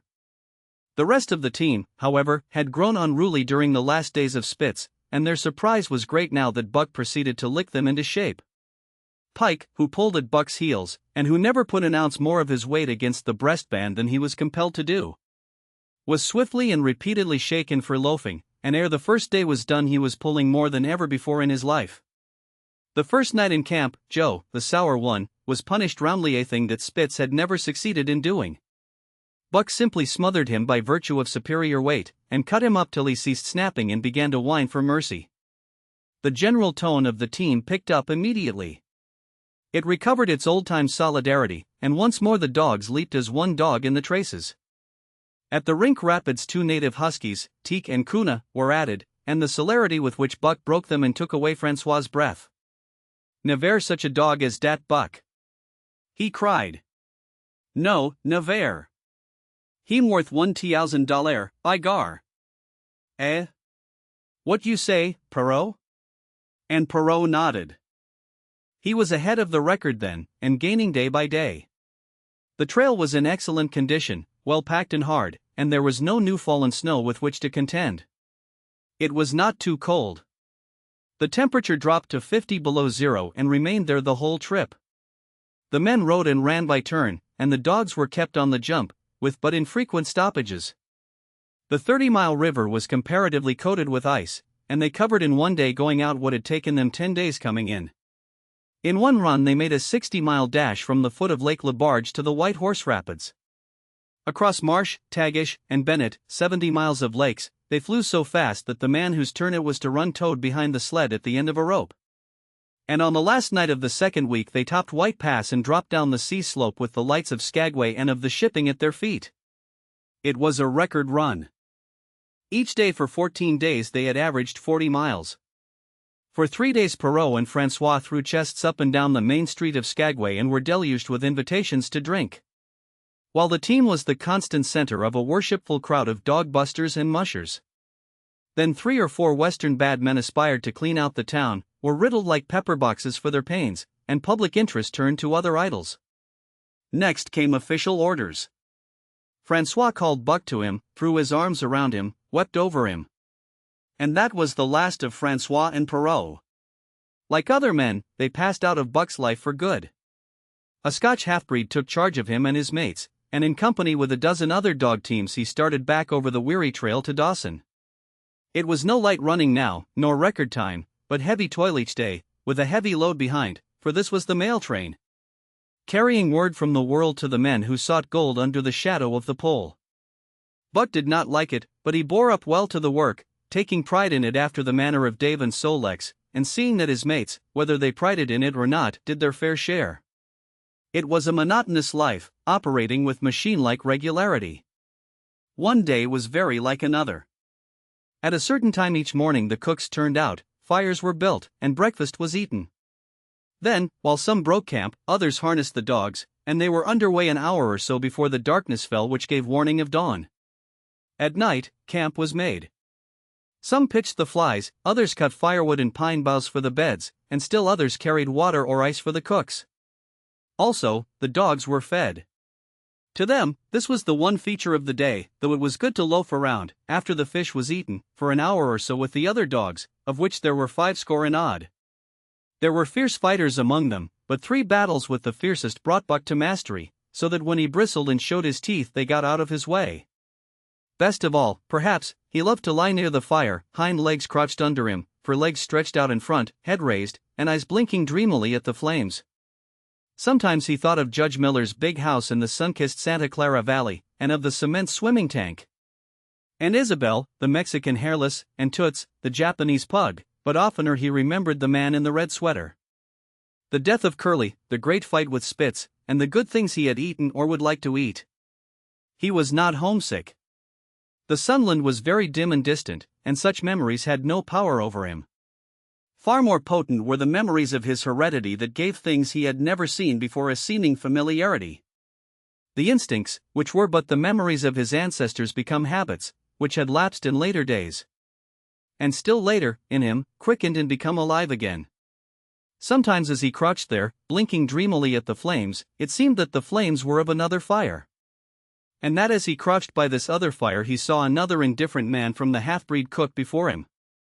This other man was shorter of leg and longer of arm, with muscles that were stringy and knotty rather than rounded and swelling.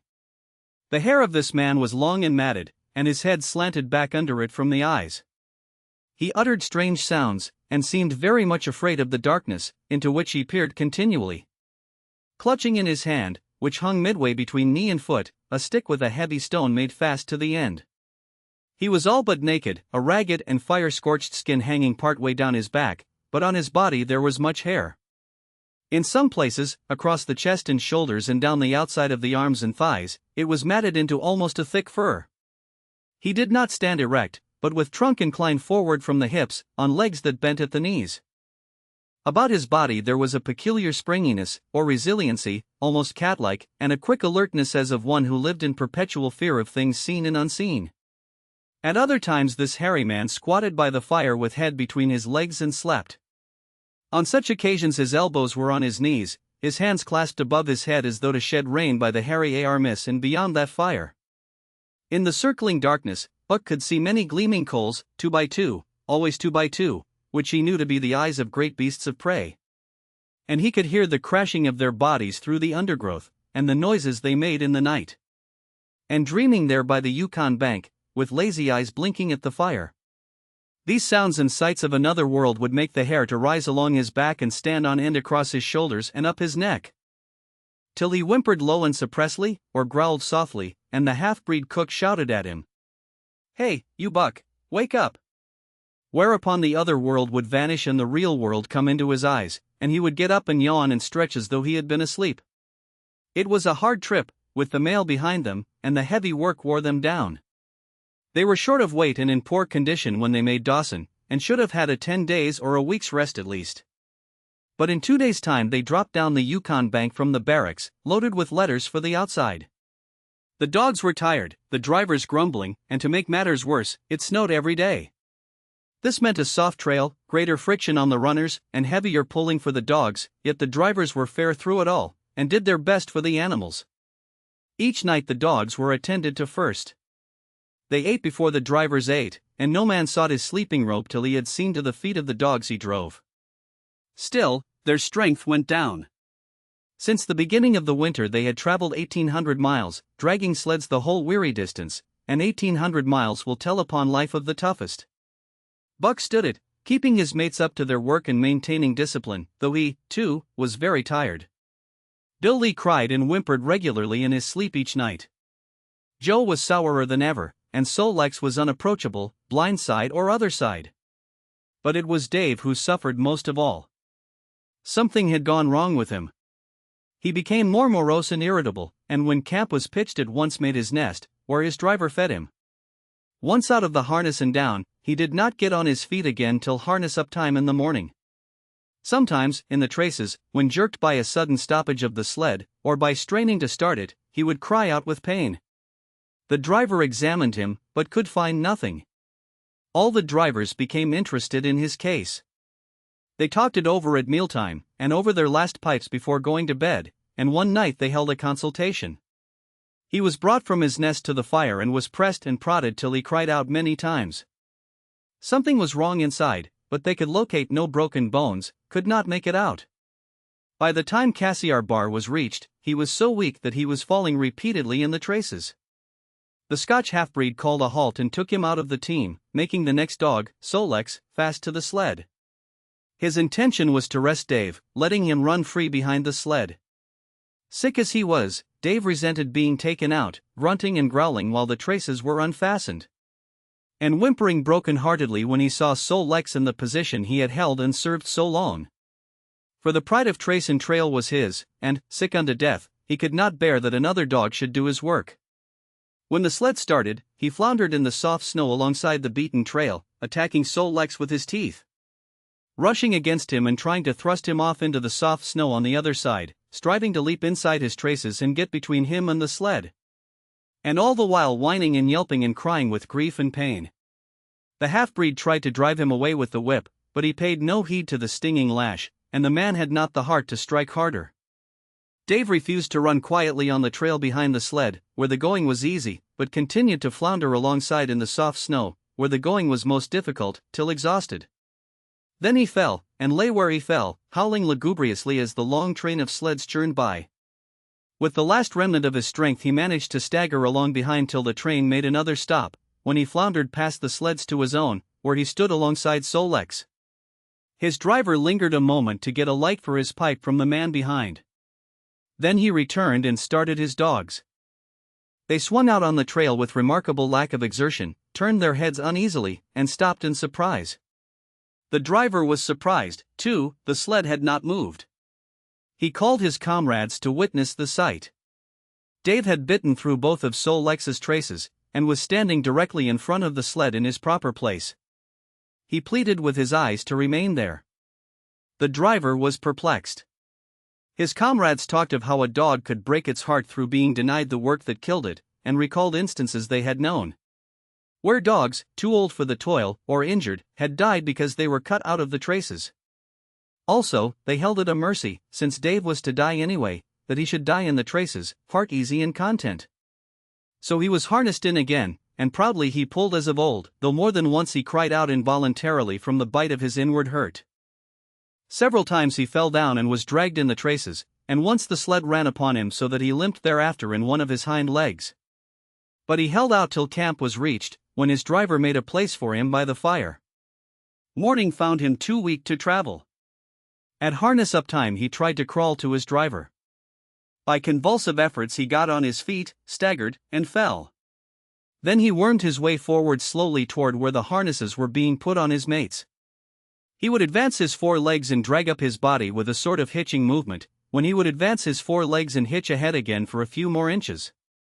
His strength left him, and the last his mates saw of him he lay gasping in the snow and yearning toward them. But they could hear him mournfully howling till they passed out of sight behind a belt of river timber. Here the train was halted. The Scotch half-breed slowly retraced his steps to the camp they had left.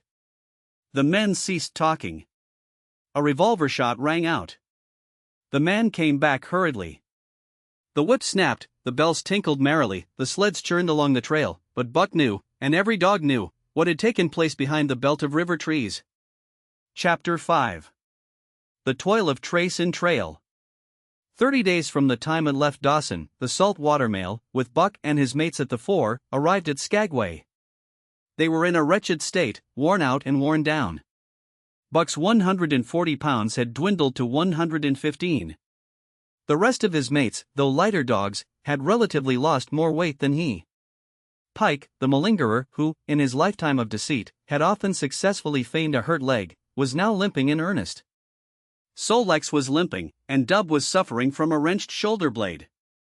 They were all terribly footsore. No spring or rebound was left in them. Their feet fell heavily on the trail, jarring their bodies and doubling the fatigue of a day's travel. There was nothing the matter with them except that they were dead tired.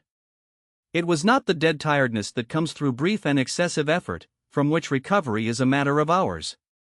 But it was the dead tiredness that comes through the slow and prolonged strength drainage of months of toil. There was no power of recuperation left, no reserve strength to call upon. It had been all used, the last least bit of it.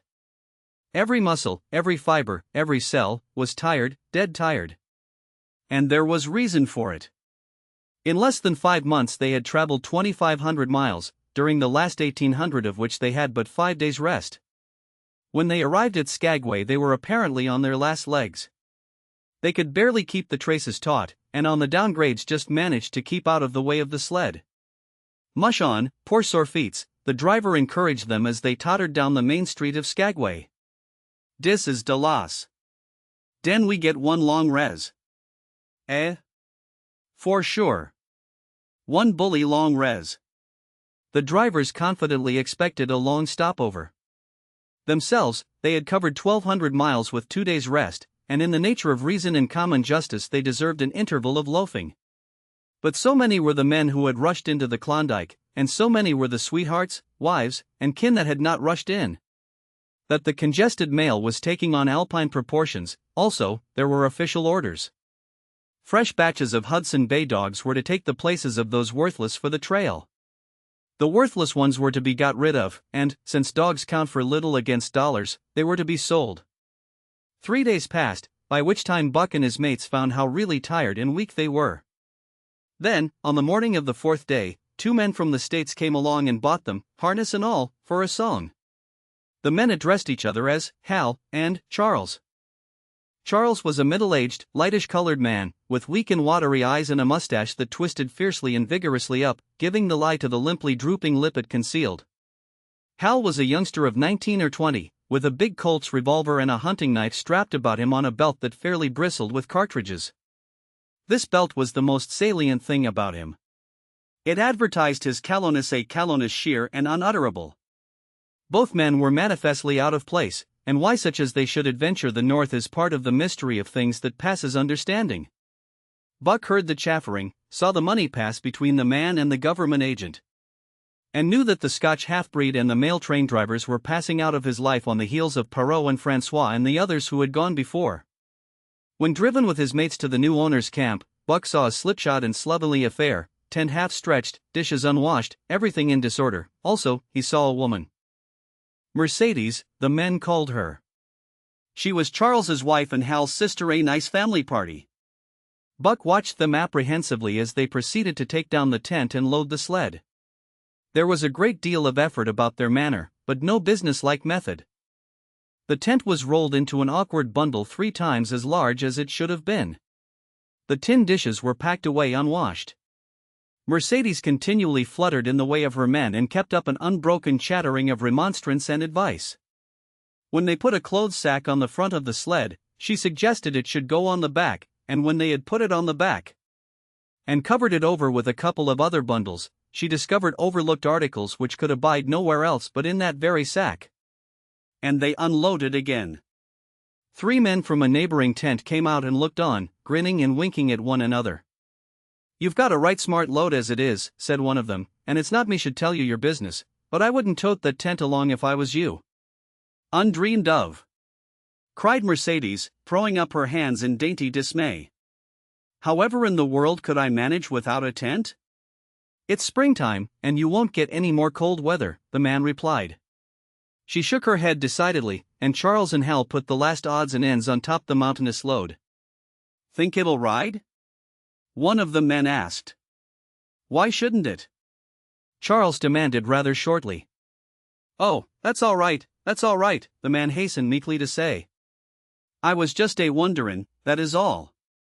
It seemed a mite top heavy. Charles turned his back and drew the lashings down as well as he could, which was not in the least well. "And of course the dogs can hike along all day with that contraption behind them," affirmed a second of the men. "Certainly," said Hal, with freezing politeness, taking hold of the gee-pole with one hand and swinging his whip from the other. "Mush!" he shouted. "Mush on there!" The dogs sprang against the breastbands, strained hard for a few moments, then relaxed. They were unable to move the sled. "The lazy brutes, I'll show them," he cried, preparing to lash out at them with the whip. But Mercedes interfered, crying, "Oh, Hal, you mustn't," as she caught hold of the whip and wrenched it from him. "The poor dears. Now you must promise you won't be harsh with them for the rest of the trip, or I won't go a step." "Precious lot you know about dogs," her brother sneered, "and I wish you'd leave me alone. They're lazy, I tell you, and you've got to whip them to get anything out of them. That's their way. You ask anyone. Ask one of those men." Mercedes looked at them imploringly, untold repugnance at sight of pain written in her pretty face. "They're weak as water, if you want to know," came the reply from one of the men. "Plumb tuckered out, that's what's the matter. They need a rest." "Rest be blanked," said Hal, with his beardless lips, and Mercedes said, "Oh," in pain and sorrow at the oath. But she was a clannish creature, and rushed at once to the defense of her brother. "Never mind that man," she said pointedly. "You're driving our dogs, and you do what you think best with them." Again Hal's whip fell upon the dogs. They threw themselves against the breastbands, dug their feet into the packed snow, got down low to it, and put forth all their strength. The sled held as though it were an anchor. After 2 efforts, they stood still, panting. The whip was whistling savagely, when once more Mercedes interfered. She dropped on her knees before Buck, with tears in her eyes, and put her arms around his neck. "You poor, poor dears," she cried sympathetically, "why don't you pull hard? Then you wouldn't be whipped." Buck did not like her, but he was feeling too miserable to resist her, taking it as part of the day's miserable work. One of the onlookers, who had been clenching his teeth to suppress hot speech, now spoke up. "It's not that I care a whoop what becomes of you, but for the dogs' sakes I just want to tell you, you can help them a mighty lot by breaking out that sled. The runners are froze fast. Throw your weight against the G-pole, right and left, and break it out." A third time the attempt was made, but this time, following the advice, Hal broke out the runners which had been frozen to the snow. The overloaded and unwieldy sled forged ahead, Buck and his mates struggling frantically under the rain of blows. 100 yards ahead the path turned and sloped steeply into the main street. It would have required an experienced man to keep the top-heavy sled upright, and Hal was not such a man. As they swung on the turn the sled went over, spilling half its load through the loose lashings. The dogs never stopped. The lightened sled bounded on its side behind them. They were angry because of the ill treatment they had received and the unjust load. Buck was raging. He broke into a run, the team following his lead. Hal cried, "Whoa! Whoa!" But they gave no heed. He tripped and was pulled off his feet. The capsized sled ground over him, and the dogs dashed on up the street, adding to the gaiety of Skagway as they scattered the remainder of the outfit along its chief thoroughfare. Kind-hearted citizens caught the dogs and gathered up the scattered belongings. Also, they gave advice. Half the load and twice the dogs, if they ever expected to reach Dawson, was what was said. Hal and his sister and brother-in-law listened unwillingly, pitched tent, and overhauled the outfit. Canned goods were turned out that made men laugh, for canned goods on the long trail is a thing to dream about. "Blankets for a hotel," quoth one of the men who laughed and helped. "Half as many is too much, get rid of them. Throw away that tent, and all those dishes, who's going to wash them, anyway? Good Lord, do you think you're traveling on a Pullman?" And so it went, the inexorable elimination of the superfluous. Mercedes cried when her clothes bags were dumped on the ground and article after article was thrown out. She cried in general, and she cried in particular over each discarded thing. She clasped hands about knees, rocking back and forth broken-heartedly. She averred she would not go an inch, not for a dozen Charleses. She appealed to everybody and to everything, finally wiping her eyes and proceeding to cast out even articles of apparel that were imperative necessaries. And in her zeal, when she had finished with her own, she attacked the belongings of her men and went through them like a tornado. This accomplished, the outfit, though cut in half, was still a formidable bulk. Charles and Hal went out in the evening and bought 6 outside dogs. These, added to the 6 of the original team, Antique and Kuna, the huskies obtained at the Rink Rapids on the record trip, brought the team up to 14. But the outside dogs, though practically broken in since their landing, did not amount to much. 3 were short-haired pointers, 1 was a Newfoundland, and the other 2 were mongrels of indeterminate breed. They did not seem to know anything, these newcomers. Buck and his comrades looked upon them with disgust, and though he speedily taught them their places and what not to do, he could not teach them what to do. They did not take kindly to trace and trail. With the exception of the 2 mongrels, they were bewildered and spirit-broken by the strange savage environment in which they found themselves and by the ill treatment they had received. The 2 mongrels were without spirit at all, bones were the only things breakable about them. With the newcomers hopeless and forlorn, and the old team worn out by 2,500 miles of continuous trail, the outlook was anything but bright. The 2 men, however, were quite cheerful. And they were proud, too. They were doing the thing in style, with 14 dogs.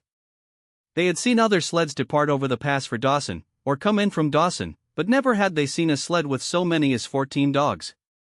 In the nature of Arctic travel there was a reason why 14 dogs should not drag one sled, and that was that one sled could not carry the food for 14 dogs. But Charles and Hal did not know this. They had worked the trip out with a pencil, so much to a dog, so many dogs, so many days. QED Mercedes looked over their shoulders and nodded comprehensively. It was also very simple. Late next morning Buck led the long team up the street. There was nothing lively about it, no snap or go in him and his fellows. They were starting dead weary. For times he had covered the distance between salt water and Dawson, and the knowledge that, jaded and tired, he was facing the same trail once more, made him bitter. His heart was not in the work, nor was the heart of any dog. The outsides were timid and frightened, the insides without confidence in their masters. Buck felt vaguely that there was no depending upon these two men and the woman. They did not know how to do anything, and as the days went by it became apparent that they could not learn. They were slack in all things, without order or discipline. It took them half the night to pitch a slovenly camp, and half the morning to break that camp and get the sled loaded in fashion so slovenly that for the rest of the day they were occupied in stopping and rearranging the load. Some days they did not make 10 miles. On other days they were unable to get started at all. And on no day did they succeed in making more than half the distance used by the men as a basis in their dog food computation. It was inevitable that they should go short on dog food. But they hastened it by overfeeding, bringing the day nearer when underfeeding would commence. The outside dogs, whose digestions had not been trained by chronic famine to make the most of little, had voracious appetites. And when, in addition to this, the worn-out huskies pulled weakly, Hal decided that the orthodox ration was too small. He doubled it. And to cap it all, when Mercedes, with tears in her pretty eyes and a quaver in her throat, could not cajole him into giving the dogs still more, she stole from the fish sacks and fed them slyly. But it was not food that Buck and the huskies needed, but rest. And though they were making poor time, the heavy load they dragged sapped their strength severely. Then came the underfeeding. Hal awoke one day to the fact that his dog food was half gone and the distance only quarter covered, further, that for love or money no additional dog food was to be obtained.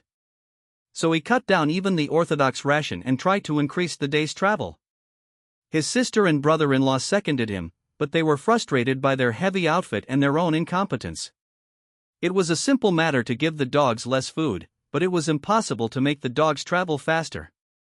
While their own inability to get underway earlier in the morning prevented them from traveling longer hours. Not only did they not know how to work dogs, but they did not know how to work themselves. The first to go was Dub. Poor blundering thief that he was, always getting caught and punished, he had none the less been a faithful worker. His wrenched shoulder blade, untreated and unrest, went from bad to worse, till finally Hal shot him with the big Colt's revolver. It is a saying of the country that an outside dog starves to death on the ration of the husky, so the 6 outside dogs under Buck could do no less than die on half the ration of the husky. The Newfoundland went first, followed by the 3 short-haired pointers, the 2 mongrels hanging more grittily onto life, but going in the end. By this time all the amenities and gentlenesses of the Southland had fallen away from the 3 people. Shorn of its glamour and romance, Arctic travel became to them a reality too harsh for their manhood and womanhood. Mercedes ceased weeping over the dogs, being too occupied with weeping over herself and with quarreling with her husband and brother. To quarrel was the one thing they were never too weary to do. Their irritability arose out of their misery, increased with it, doubled upon it, outdistanced it. The wonderful patience of the trail which comes to men who toil hard and suffer sore, and remain sweet of speech and kindly, did not come to these 2 men and the woman. They had no inkling of such a patience. They were stiff and in pain, their muscles ached, their bones ached, their very hearts ached, and because of this they became sharp of speech. And hard words were first on their lips in the morning and last at night. Charles and Hal wrangled whenever Mercedes gave them a chance. It was the cherished belief of each that he did more than his share of the work, and neither forbore to speak this belief at every opportunity. Sometimes Mercedes sided with her husband, sometimes with her brother. The result was a beautiful and unending family quarrel. Starting from a dispute as to which should chop a few sticks for the fire, a dispute which concerned only Charles and Hal. Presently would be lugged in the rest of the family, fathers, mothers, uncles, cousins, people thousands of miles away. And some of them dead. That Hal's views on art, or the sort of society plays his mother's brother wrote, should have anything to do with the chopping of a few sticks of firewood passes comprehension. Nevertheless, the quarrel was as likely to tend in that direction as in the direction of Charles's political prejudices. And that Charles's sister's tale-bearing tongue should be relevant to the building of a Yukon fire was apparent only to Mercedes, who disburdened herself of copious opinions upon that topic, and incidentally upon a few other traits unpleasantly peculiar to her husband's family. In the meantime, the fire remained unbuilt, the camp half-pitched, and the dogs unfed. Mercedes nursed a special grievance, the grievance of sex. She was pretty and soft, and had been chivalrously treated all her days. But the present treatment by her husband and brother was everything save chivalrous. It was her custom to be helpless. They complained. Upon which impeachment of what to her was her most essential sex prerogative, she made their lives unendurable. She no longer considered the dogs, and because she was sore and tired, she persisted in riding on the sled. She was pretty and soft, but she weighed 120 pounds, a lusty less straw to the load dragged by the weak and starving animals. She rode for days, till they fell in the traces and the sled stood still. Charles and Hal begged her to get off and walk, pleaded with her, entreated, the while she wept and importuned heaven with a recital of their brutality. On one occasion they took her off the sled by main strength. They never did it again. She let her legs go limp like a spoiled child, and sat down on the trail. They went on their way, but she did not move. After they had traveled 3 miles they unloaded the sled, came back for her, and by main strength put her on the sled again. In the excess of their own misery they were callous to the suffering of their animals. Hal's theory, which he practiced on others, was that one must get hardened. He had started out preaching it to his sister and brother-in-law. Failing there, he hammered it into the dogs with a club. At the 5 fingers the dog food gave out. And a toothless old squaw offered to trade them a few pounds of frozen horsehide for the Colt's revolver that kept the big hunting knife company at Hal's hip. A poor substitute for food was this hide, just as it had been stripped from the starved horses of the cattleman 6 months back. In its frozen state it was more like strips of galvanized iron, and when a dog wrestled it into his stomach it thawed into thin and innutritious leathery strings and into a mass of short hair. Irritating and indigestible. And through it all Buck staggered along at the head of the team as in a nightmare. He pulled when he could no longer pull, he fell down and remained down till blows from whip or club drove him to his feet again. All the stiffness and gloss had gone out of his beautiful furry coat. The hair hung down, limp and draggled, or matted with dried blood where Hal's club had bruised him. His muscles had wasted away to knotty strings, and the flesh pads had disappeared. So that each rib and every bone in his frame were outlined cleanly through the loose hide that was wrinkled in folds of emptiness. It was heartbreaking, only Buck's heart was unbreakable. The man in the red sweater had proved that. As it was with Buck, so was it with his mates. They were perambulating skeletons. There were 7 altogether, including him. In their very great misery they had become insensible to the bite of the lash or the bruise of the club. The pain of the beating was dull and distant, just as the things their eyes saw and their ears heard seemed dull and distant. They were not half living, or quarter living. They were simply so many bags of bones in which sparks of life fluttered faintly. When a halt was made, they dropped down in the traces like dead dogs, and the spark dimmed and paled and seemed to go out. And when the club or whip fell upon them, the spark fluttered feebly up, and they tottered to their feet and staggered on. There came a day when Bill Lee, the good-natured, fell and could not rise. Hal had traded off his revolver, so he took the axe and knocked Bill Lee on the head as he lay in the traces, then cut the carcass out of the harness and dragged it to one side. Buck saw, and his mates saw, and they knew that this thing was very close to them. On the next day Kuna went, and but 5 of them remained: Joe, too far gone to be malignant; Pike, crippled and limping, only half conscious and not conscious enough longer to malinger; Sol Lex, the one-eyed, still faithful to the toil of trace and trail, and mournful in that he had so little strength with which to pull; Teek, who had not traveled so far that winter and who was now beaten more than the others because he was fresher; and Buck, still at the head of the team, but no longer enforcing discipline or striving to enforce it. Blind with weakness half the time and keeping the trail by the loom of it and by the dim feel of his feet. It was beautiful spring weather, but neither dogs nor humans were aware of it. Each day the sun rose earlier and set later. It was dawn by 3 in the morning, and twilight lingered till 9 at night. The whole long day was a blaze of sunshine. The ghostly winter silence had given way to the great spring murmur of awakening life. This murmur arose from all the land, fraught with the joy of living. It came from the things that lived and moved again, things which had been as dead and which had not moved during the long months of frost. The sap was rising in the pines. The willows and aspens were bursting out in young buds. Shrubs and vines were putting on fresh garbs of green. Crickets sang in the nights, and in the days all manner of creeping, crawling things rustled forth into the sun. Partridges and woodpeckers were booming and knocking in the forest. Squirrels were chattering, birds singing, and overhead honked the wildfowl driving up from the south in cunning wedges that split the air.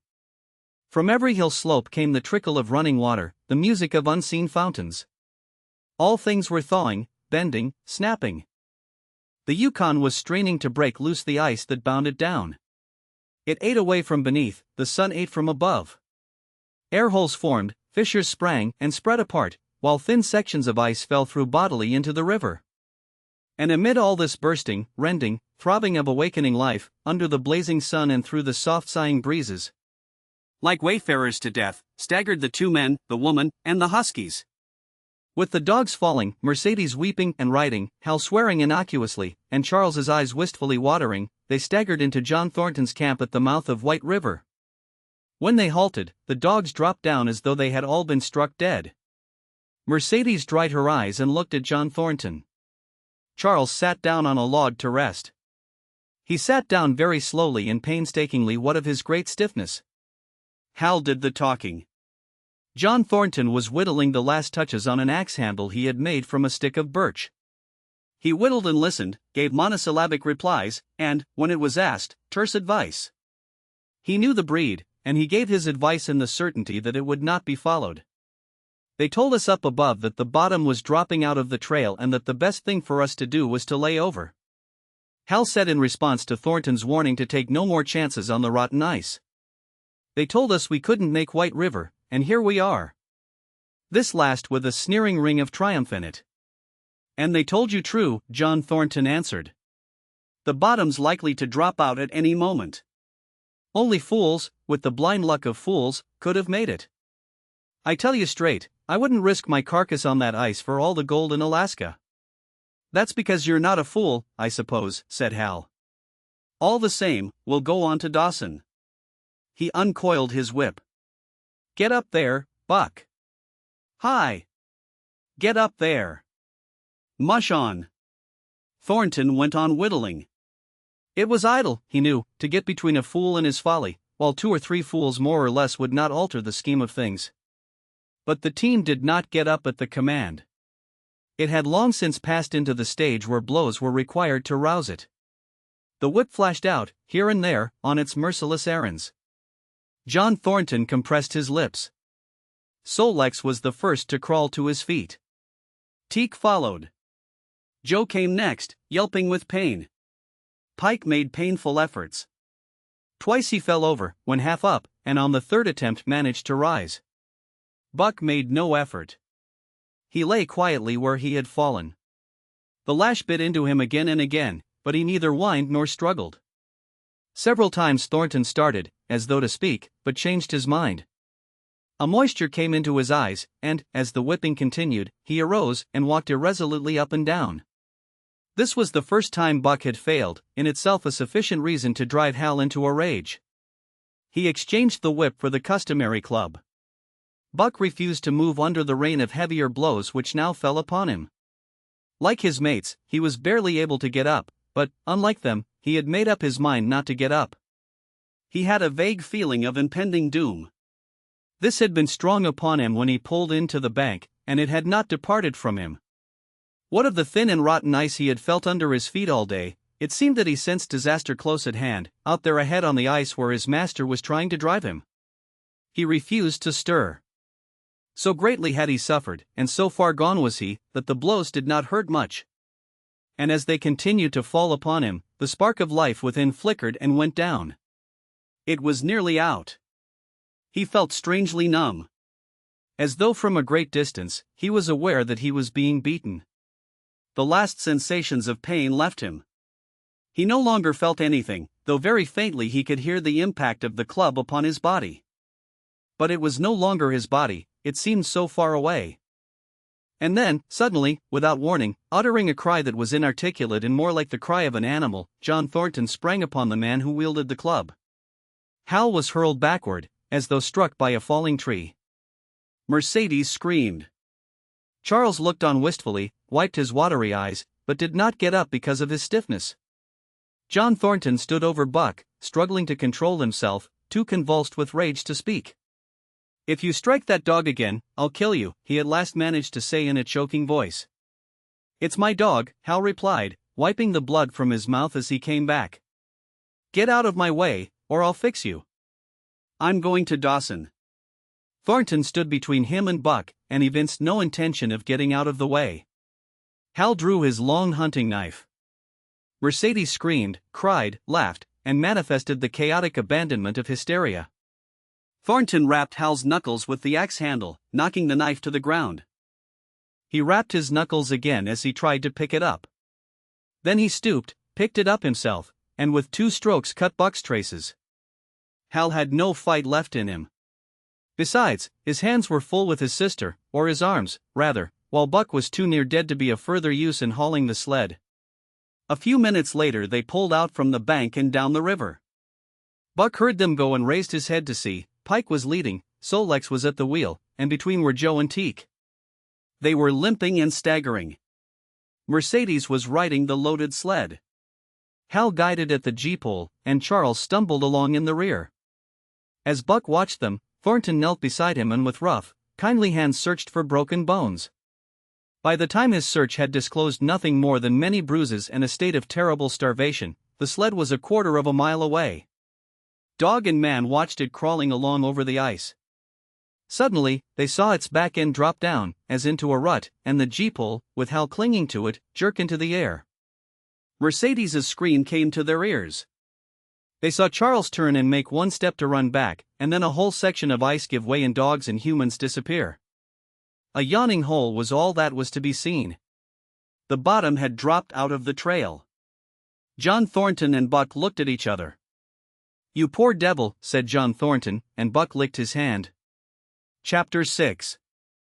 For the Love of a Man. When John Thornton froze his feet in the previous December, his partners had made him comfortable and left him to get well, going on themselves up the river to get out a raft of saw logs for Dawson. He was still limping slightly at the time he rescued Buck, but with the continued warm weather even the slight limp left him. And here, lying by the river bank through the long spring days, watching the running water, listening lazily to the songs of birds and the hum of nature, Buck slowly won back his strength. A rest comes very good after one has traveled 3,000 miles, and it must be confessed that Buck waxed lazy as his wounds healed. His muscles swelled out, and the flesh came back to cover his bones. For that matter, they were all loafing, Buck, John Thornton, and Skeet and Nig, waiting for the raft to come that was to carry them down to Dawson. Skeet was a little Irish setter who early made friends with Buck, who, in a dying condition, was unable to resent her first advances. She had the doctor trait which some dogs possess, and as a mother cat washes her kittens, so she washed and cleansed Buck's wounds. Regularly, each morning after he had finished his breakfast, she performed her self-appointed task, till he came to look for her ministrations as much as he did for Thornton's. Nig, equally friendly, though less demonstrative, was a huge black dog, half bloodhound and half deerhound, with eyes that laughed and a boundless good nature. To Buck's surprise, these dogs manifested no jealousy toward him. They seemed to share the kindliness and largeness of John Thornton. As Buck grew stronger, they enticed him into all sorts of ridiculous games, in which Thornton himself could not forbear to join. And in this fashion Buck romped through his convalescence and into a new existence. Love, genuine passionate love, was his for the first time. This he had never experienced at Judge Miller's down in the sun-kissed Santa Clara Valley. With the judge's sons, hunting and tramping, it had been a working partnership, with the judge's grandsons. A sort of pompous guardianship, and with the judge himself, a stately and dignified friendship. But love that was feverish and burning, that was adoration, that was madness, it had taken John Thornton to arouse. This man had saved his life, which was something, but, further, he was the ideal master. Other men saw to the welfare of their dogs from a sense of duty and business expediency, he saw to the welfare of his as if they were his own children, because he could not help it. And he saw further. He never forgot a kindly greeting or a cheering word, and to sit down for a long talk with them, gas, he called it, was as much his delight as theirs. He had a way of taking Buck's head roughly between his hands, and resting his own head upon Buck's, of shaking him back and forth, the while calling him ill names that to Buck were love names. Buck knew no greater joy than that rough embrace and the sound of murmured oaths, and at each jerk back and forth it seemed that his heart would be shaken out of his body, so great was its ecstasy. And when, released, he sprang to his feet, his mouth laughing, his eyes eloquent, his throat vibrant with unuttered sound, and in that fashion remained without movement, John Thornton would reverently exclaim, "God, you can all but speak." Buck had a trick of love expression that was akin to hurt. He would often seize Thornton's hand in his mouth and close so fiercely that the flesh bore the impress of his teeth for some time afterward. And as Buck understood the oaths to be love words, so the man understood this feigned bite for a caress.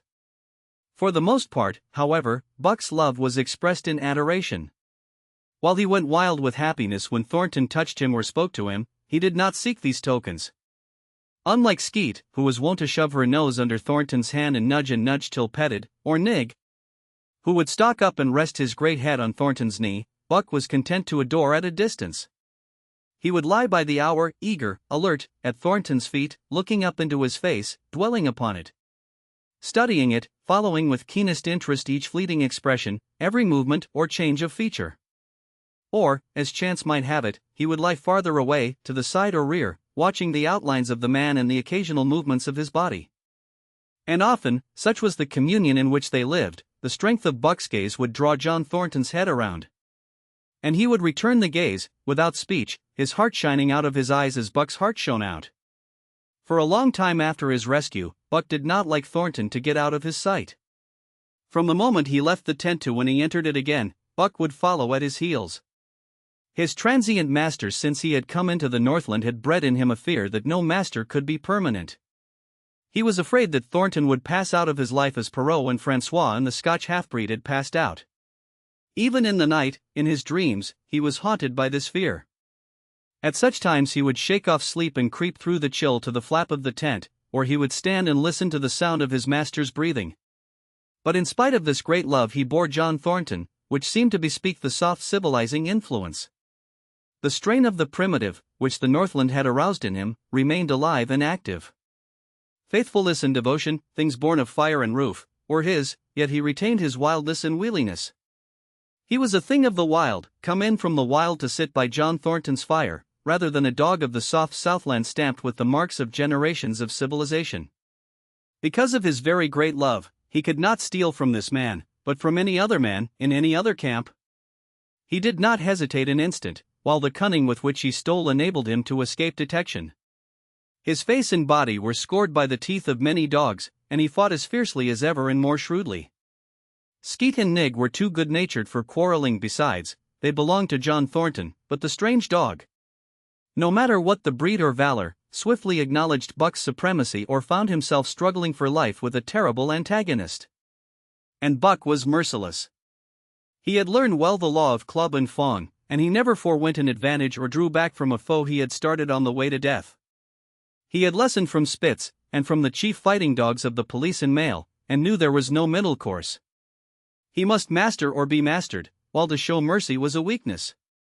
Mercy did not exist in the primordial life. It was misunderstood for fear, and such misunderstandings made for death. Kill or be killed, eat or be eaten, was the law, and this mandate, down out of the depths of time, he obeyed. He was older than the days he had seen and the breaths he had drawn. He linked the past with the present, and the eternity behind him throbbed through him in a mighty rhythm to which he swayed as the tides and seasons swayed. So peremptorily did these shades beckon him, that each day mankind and the claims of mankind slipped farther from him. Deep in the forest a call was sounding, and as often as he heard this call, mysteriously thrilling and luring, he felt compelled to turn his back upon the fire and the beaten earth around it, and to plunge into the forest. And on, he knew not where or why, nor did he wonder where or why, the call sounding imperiously. Deep in the forest. But as often as he gained the soft unbroken earth and the green shade, the love for John Thornton drew him back to the fire again. Thornton alone held him. The rest of mankind was as nothing. Chance travelers might praise or pet him, but he was cold under it all, and from a too demonstrative man he would get up and walk away. When Thornton's partners, Hans and Pete, arrived on the long-expected raft, Buck refused to notice them till he learned they were close to Thornton. After that he tolerated them in a passive sort of way, accepting favors from them as though he favored them by accepting. They were of the same large type as Thornton, living close to the earth, thinking simply and seeing clearly. And ere they swung the raft into the big eddy by the sawmill at Dawson, they understood Buck and his ways, and did not insist upon an intimacy such as obtained with Skeet and Nig. For Thornton, however, his love seemed to grow and grow. He, alone among men, could put a pack upon Buck's back in the summer traveling. Nothing was too great for Buck to do, when Thornton commanded. One day, they had grub-staked themselves from the proceeds of the raft and left Dawson for the headwaters of the Tanana. The men and dogs were sitting on the crest of a cliff which fell away straight down, to naked bedrock 300 feet below. John Thornton was sitting near the edge, Buck at his shoulder. A thoughtless whim seized Thornton, and he drew the attention of Hans and Pete to the experiment he had in mind. "Jump, Buck!" he commanded, sweeping his arm out and over the chasm. The next instant he was grappling with Buck on the extreme edge, while Hans and Pete were dragging them back into safety. "It's uncanny," Pete said, after it was over and they had caught their speech. Thornton shook his head. "No, it is splendid, and it is terrible, too. Do you know, it sometimes makes me afraid. I'm not hankering to be the man that lays hands on you while he's around," Pete announced conclusively, nodding his head toward Buck. "P.Y. Jingo," was Hans's contribution. "Not mineself either." It was at Circle City, ere the year was out, that Pete's apprehensions were realized. Black Burton, a man evil-tempered and malicious, had been picking a quarrel with a tenderfoot at the bar, when Thornton stepped good-naturedly between. Buck, as was his custom, was lying in a corner, head on paws, watching his master's every action. Burton struck out, without warning, straight from the shoulder. Thornton was sent spinning, and saved himself from falling only by clutching the rail of the bar. Those who were looking on heard what was neither bark nor yelp, but a something which is best described as a roar, and they saw Buck's body rise up in the air as he left the floor for Burton's throat.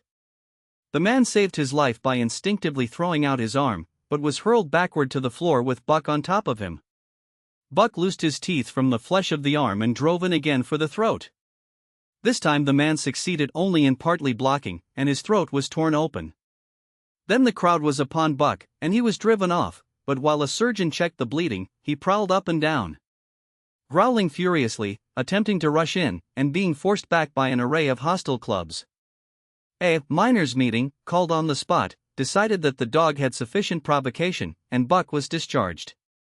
But his reputation was made, and from that day his name spread through every camp in Alaska. Later on, in the fall of the year, he saved John Thornton's life in quite another fashion. The three partners were lining a long and narrow poling boat down a bad stretch of rapids on the 40-mile creek. Hans and Pete moved along the bank, snubbing with a thin manila rope from tree to tree, while Thornton remained in the boat, helping its descent by means of a pole, and shouting directions to the shore. Buck, on the bank, worried and anxious, kept abreast of the boat, his eyes never off his master. At a particularly bad spot, where a ledge of barely submerged rocks jutted out into the river, Hans cast off the rope, and, while Thornton pulled the boat out into the stream, ran down the bank with the end in his hand to snub the boat when it had cleared the ledge. This it did, and was flying downstream in a current as swift as a mill race, when Hans checked it with the rope and checked too suddenly. The boat flirted over and snubbed in to the bank bottom up, while Thornton, flung sheer out of it, was carried downstream toward the worst part of the rapids, a stretch of wild water in which no swimmer could live. Buck had sprung in on the instant, and at the end of 300 yards, amid a mad swirl of water, he overhauled Thornton. When he felt him grasp his tail, Buck headed for the bank, swimming with all his splendid strength. But the progress shoreward was slow, the progress downstream amazingly rapid. From below came the fatal roaring where the wild current went wilder and was rent in shreds and spray by the rocks which thrust through like the teeth of an enormous comb. The suck of the water as it took the beginning of the last steep pitch was frightful, and Thornton knew that the shore was impossible. He scraped furiously over a rock, bruised across a second, and struck a third with crushing force. He clutched its slippery top with both hands, releasing Buck, and above the roar of the churning water shouted, "Go, Buck! Go!" Buck could not hold his own, and swept on downstream, struggling desperately, but unable to win back. When he heard Thornton's command repeated, he partly reared out of the water, throwing his head high, as though for a last look, then turned obediently toward the bank. He swam powerfully and was dragged ashore by Pete and Hans at the very point where swimming ceased to be possible and destruction began. They knew that the time a man could cling to a slippery rock in the face of that driving current was a matter of minutes. And they ran as fast as they could up the bank to a point far above where Thornton was hanging on. They attached the line with which they had been snubbing the boat to Buck's neck and shoulders, being careful that it should neither strangle him nor impede his swimming, and launched him into the stream. He struck out boldly, but not straight enough into the stream. He discovered the mistake too late, when Thornton was abreast of him and a bare half-dozen strokes away while he was being carried helplessly past. Hans promptly snubbed with the rope, as though Buck were a boat. The rope thus tightening on him in the sweep of the current, he was jerked under the surface, and under the surface he remained till his body struck against the bank and he was hauled out. He was half drowned, and Hans and Pete threw themselves upon him, pounding the breath into him and the water out of him. He staggered to his feet and fell down. The faint sound of Thornton's voice came to them, and though they could not make out the words of it, they knew that he was in his extremity. His master's voice acted on Buck like an electric shock. He sprang to his feet and ran up the bank ahead of the men to the point of his previous departure. Again the rope was attached and he was launched, and again he struck out, but this time straight into the stream. He had miscalculated once, but he would not be guilty of it a second time. Hans paid out the rope, permitting no slack, while Pete kept it clear of coils. Buck held on till he was on a line straight above Thornton, then he turned, and with the speed of an express train headed down upon him. Thornton saw him coming, and, as Buck struck him like a battering ram, with the whole force of the current behind him, he reached up and closed with both arms around the shaggy neck. Hans snubbed the rope around the tree, and Buck and Thornton were jerked under the water. Strangling, suffocating, sometimes one uppermost and sometimes the other, dragging over the jagged bottom, smashing against rocks and snags, they veered into the bank. Thornton came to, belly downward and being violently propelled back and forth across a drift log by Hans and Pete. His first glance was for Buck, over whose limp and apparently lifeless body Nig was setting up a howl, while Skeet was licking the wet face and closed eyes. Thornton was himself bruised and battered, and he went carefully over Buck's body, when he had been brought around, finding 3 broken ribs. "That settles it," he announced. "We camp right here." And camp they did, till Buck's ribs knitted and he was able to travel. That winter, at Dawson, Buck performed another exploit, not so heroic, perhaps, but one that put his name many notches higher on the totem pole of Alaskan fame. This exploit was particularly gratifying to the 3 men, for they stood in need of the outfit which it furnished, and were enabled to make a long-desired trip into the Virgin East, where miners had not yet appeared. It was brought about by a conversation in the El Dorado saloon, in which men waxed boastful of their favorite dogs. Buck, because of his record, was the target for these men, and Thornton was driven stoutly to defend him. At the end of half an hour one man stated that his dog could start a sled with 500 pounds and walk off with it, a second bragged 600 for his dog, and a third, 700. "Pooh! Pooh!" said John Thornton, "Buck can start 1,000 pounds. And break it out? And walk off with it for 100 yards? Demanded Mathewson, a bonanza king, he of the 700 vaunt. "And break it out, and walk off with it for 100 yards, John Thornton said coolly. "Well," Mathewson said, slowly and deliberately, so that all could hear, "I've got $1,000 that says he can't. And there it is." So saying, he slammed a sack of gold dust of the size of a bologna sausage down upon the bar. Nobody spoke. Thornton's bluff, if bluff it was, had been called. He could feel a flush of warm blood creeping up his face. His tongue had tricked him. He did not know whether Buck could start 1,000 pounds. Half a ton. The enormousness of it appalled him. He had great faith in Buck's strength and had often thought him capable of starting such a load, but never. As now, had he faced the possibility of it, the eyes of a dozen men fixed upon him, silent and waiting. Further, he had no $1,000, nor had Hans or Pete. "I've got a sled standing outside now, with 20 50-pound sacks of flour on it," Mathewson went on with brutal directness, "so don't let that hinder you." Thornton did not reply. He did not know what to say. He glanced from face to face in the absent way of a man who has lost the power of thought and is seeking somewhere to find the thing that will start it going again. The face of Jim O'Brien, a Mastodon king and old-time comrade, caught his eyes. It was as a cue to him, seeming to rouse him to do what he would never have dreamed of doing. "Can you lend me 1,000?" he asked, almost in a whisper. "Sure," answered O'Brien, thumping down a plethoric sack by the side of Matthewson's. "Though it's little faith I'm having, John, that the beast can do the trick." The Eldorado emptied its occupants into the street to see the test. The tables were deserted, and the dealers and gamekeepers came forth to see the outcome of the wager and to lay odds. Several hundred men, furred and mittened, banked around the sled within easy distance. Matthewson's sled, loaded with 1,000 pounds of flour, had been standing for a couple of hours. And in the intense cold, it was 60 below zero, the runners had frozen fast to the hard-packed snow. Men offered odds of 2-1 that Buck could not budge the sled. A quibble arose concerning the phrase, "break out." O'Brien contended it was Thornton's privilege to knock the runners loose, leaving Buck to "break it out" from a dead standstill. Matthewson insisted that the phrase included breaking the runners from the frozen grip of the snow. A majority of the men who had witnessed the making of the bet decided in his favor, whereat the odds went up to 3-1 against Buck. There were no takers. Not a man believed him capable of the feat. Thornton had been hurried into the wager, heavy with doubt, and now that he looked at the sled itself, the concrete fact, with the regular team of 10 dogs curled up in the snow before it, the more impossible the task appeared. Matthewson waxed jubilant. 3-1. He proclaimed. "I'll lay you another 1,000 at that figure, Thornton." "What d'ye say?" Thornton's doubt was strong in his face, but his fighting spirit was aroused, the fighting spirit that soars above odds, fails to recognize the impossible, and is deaf to all save the clamor for battle. He called Hans and Pete to him. Their sacks were slim, and with his own the three partners could rake together only $200. In the ebb of their fortunes, this sum was their total capital, yet they laid it unhesitatingly against Matthewson's 600. The team of 10 dogs was unhitched, and Buck, with his own harness, was put into the sled. He had caught the contagion of the excitement, and he felt that in some way he must do a great thing for John Thornton.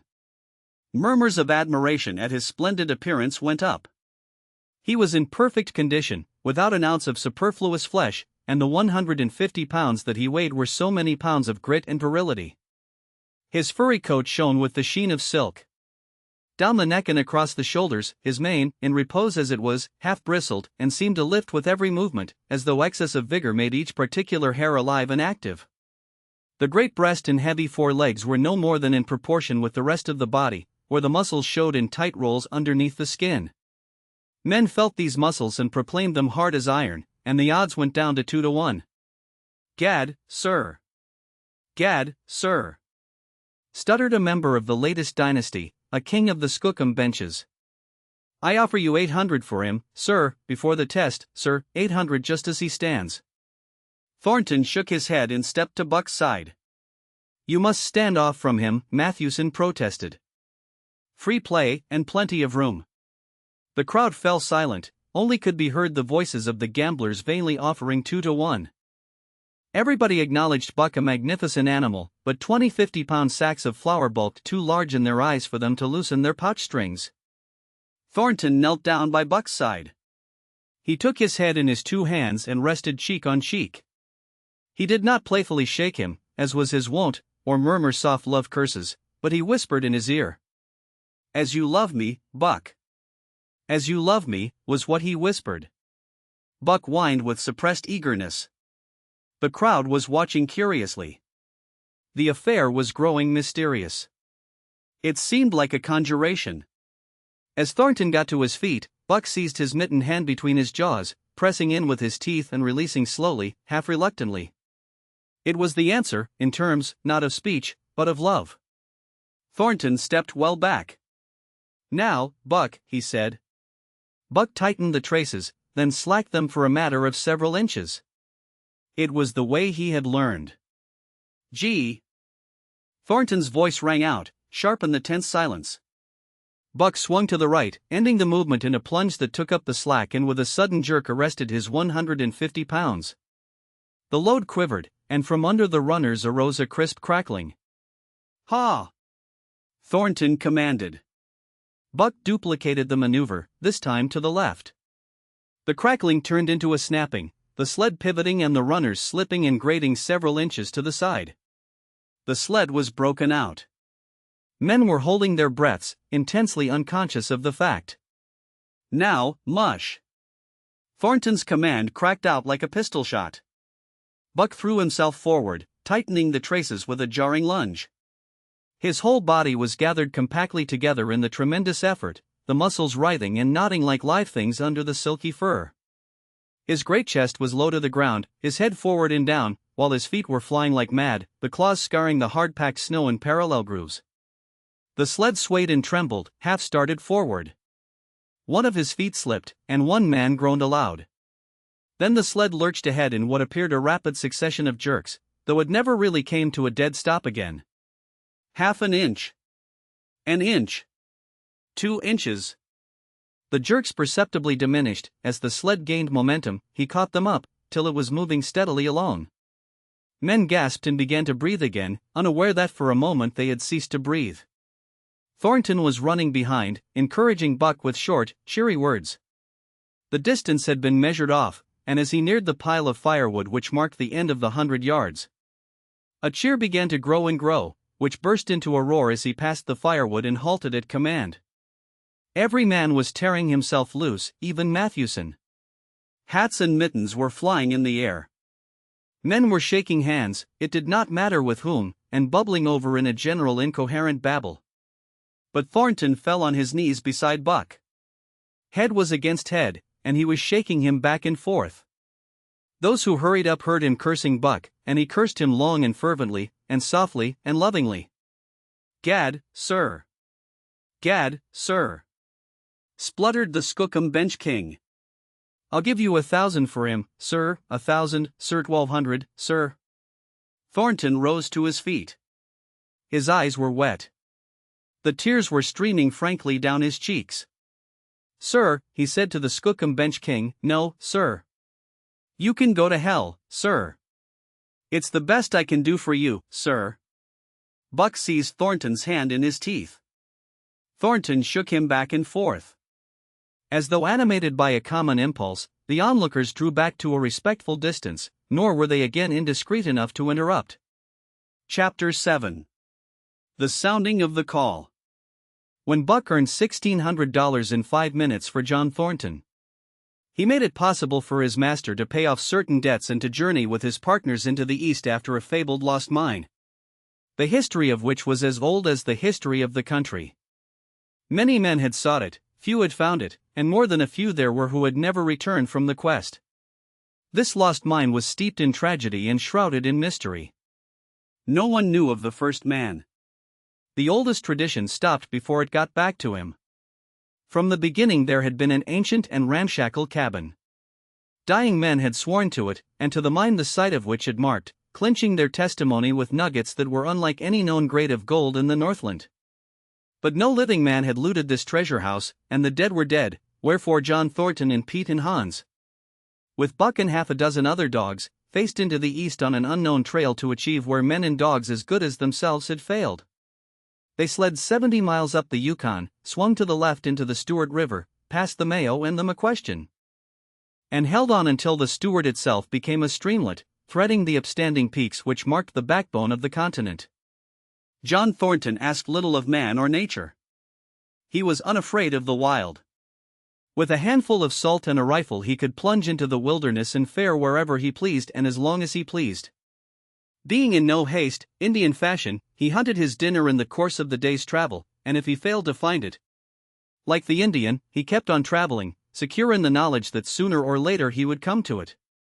So, on this great journey into the East, straight meat was the bill of fare, ammunition and tools principally made up the load on the sled, and the time card was drawn upon the limitless future. To Buck it was boundless delight, this hunting, fishing, and indefinite wandering through strange places. For weeks at a time they would hold on steadily, day after day, and for weeks upon end they would camp.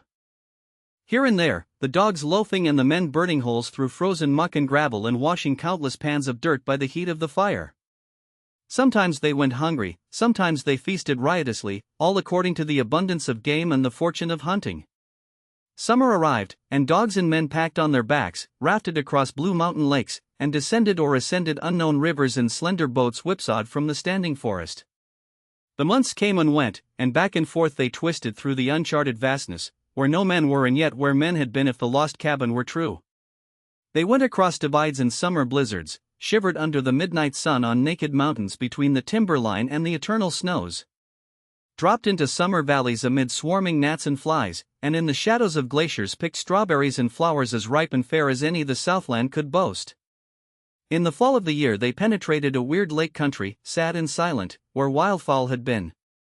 But where then there was no life nor sign of life, only the blowing of chill winds, the forming of ice in sheltered places, and the melancholy rippling of waves on lonely beaches. And through another winter they wandered on the obliterated trails of men who had gone before. Once, they came upon a path blazed through the forest, an ancient path, and the lost cabin seemed very near.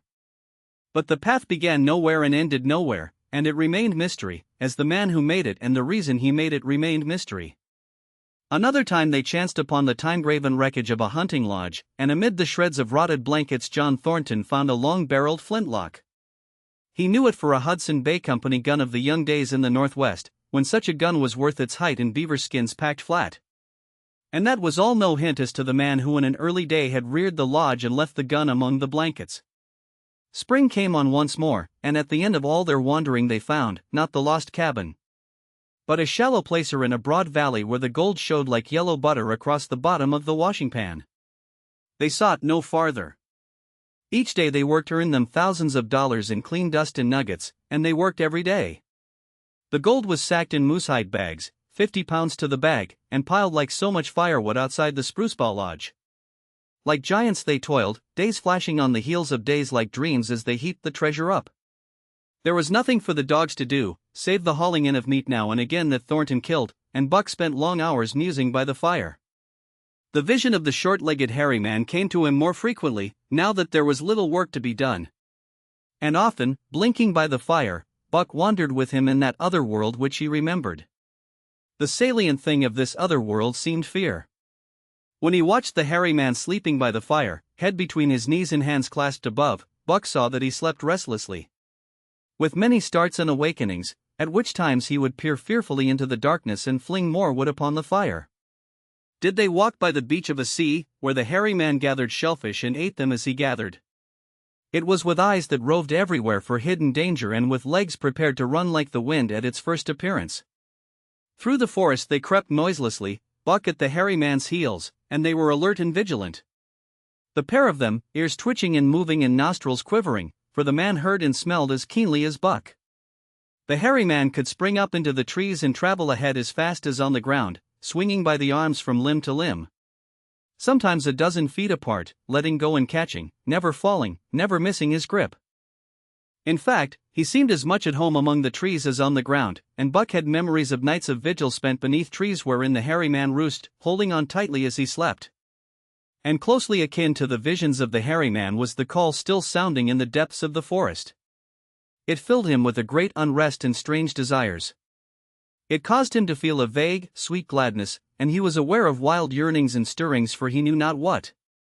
Sometimes he pursued the call into the forest, looking for it as though it were a tangible thing, barking softly or defiantly, as the mood might dictate. He would thrust his nose into the cool wood moss, or into the black soil where long grasses grew, and snort with joy at the fat earth smells. Or he would crouch for hours, as if in concealment, behind fungus-covered trunks of fallen trees, wide-eyed and wide-eared to all that moved and sounded about him. It might be, lying thus, that he hoped to surprise this call he could not understand. But he did not know why he did these various things. He was impelled to do them, and did not reason about them at all. Irresistible impulses seized him. He would be lying in camp, dozing lazily in the heat of the day, when suddenly his head would lift and his ears cock up, intent in listening, and he would spring to his feet and dash away, and on, for hours, through the forest aisles and across the open spaces where the niggerheads bunched. He loved to run down dry watercourses, and to creep and spy upon the bird life in the woods. For a day at a time he would lie in the underbrush where he could watch the partridges drumming and strutting up and down. But especially he loved to run in the dim twilight of the summer midnights, listening to the subdued and sleepy murmurs of the forest. Reading signs and sounds as man may read a book, and seeking for the mysterious something that called. Waking or sleeping, at all times, for him to come. One night he sprang from sleep with a start, eager-eyed, nostrils quivering and scenting, his mane bristling in recurrent waves. From the forest came the call, or one note of it, for the call was many-noted, distinct and definite as never before, a long-drawn howl, like, yet unlike, any noise made by husky dog. And he knew it, in the old familiar way, as a sound heard before. He sprang through the sleeping camp and in swift silence dashed through the woods. As he drew closer to the cry he went more slowly, with caution in every movement, till he came to an open place among the trees. And looking out saw, erect on haunches, with nose pointed to the sky, a long, lean, timber wolf. He had made no noise, yet it ceased from its howling and tried to sense his presence. Buck stalked into the open, half crouching, body gathered compactly together, tail straight and stiff, feet falling with unwonted care. Every movement advertised commingled threatening and overture of friendliness. It was the menacing truce that marks the meeting of wild beasts that prey. But the wolf fled at sight of him. He followed, with wild leapings, in a frenzy to overtake. He ran him into a blind channel, in the bed of the creek where a timber jam barred the way. The wolf whirled about, pivoting on his hind legs after the fashion of Joe and of all cornered husky dogs. Snarling and bristling, clipping his teeth together in a continuous and rapid succession of snaps. Buck did not attack, but circled him about and hedged him in with friendly advances. The wolf was suspicious and afraid, for Buck made 3 of him in weight, while his head barely reached Buck's shoulder. Watching his chance, he darted away, and the chase was resumed. Time and again he was cornered, and the thing repeated, though he was in poor condition, or Buck could not so easily have overtaken him. He would run till Buck's head was even with his flank, when he would whirl around at bay, only to dash away again at the first opportunity. But in the end Buck's pertinacity was rewarded, for the wolf, finding that no harm was intended, finally sniffed noses with him. Then they became friendly, and played about in the nervous, half-coy way with which fierce beasts belie their fierceness. After some time of this the wolf started off at an easy lope in a manner that plainly showed he was going somewhere. He made it clear to Buck that he was to come, and they ran side by side through the somber twilight, straight up the creek bed, into the gorge from which it issued, and across the bleak divide where it took its rise. On the opposite slope of the watershed they came down into a level country where were great stretches of forest and many streams. And through these great stretches they ran steadily, hour after hour, the sun rising higher and the day growing warmer. Buck was wildly glad. He knew he was at last answering the call, running by the side of his wood brother toward the place from where the call surely came.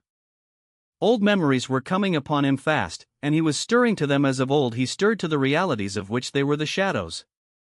He had done this thing before, somewhere in that other and dimly remembered world, and he was doing it again, now, running free in the open, the unpacked earth underfoot, the wide sky overhead.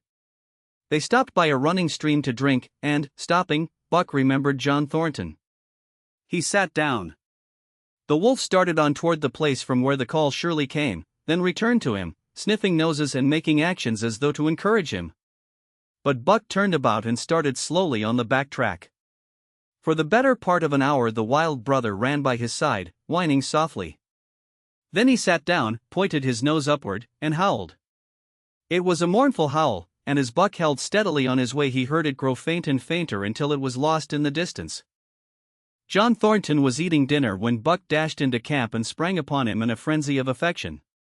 Overturning him, scrambling upon him, licking his face, biting his hand, playing the general tomfool.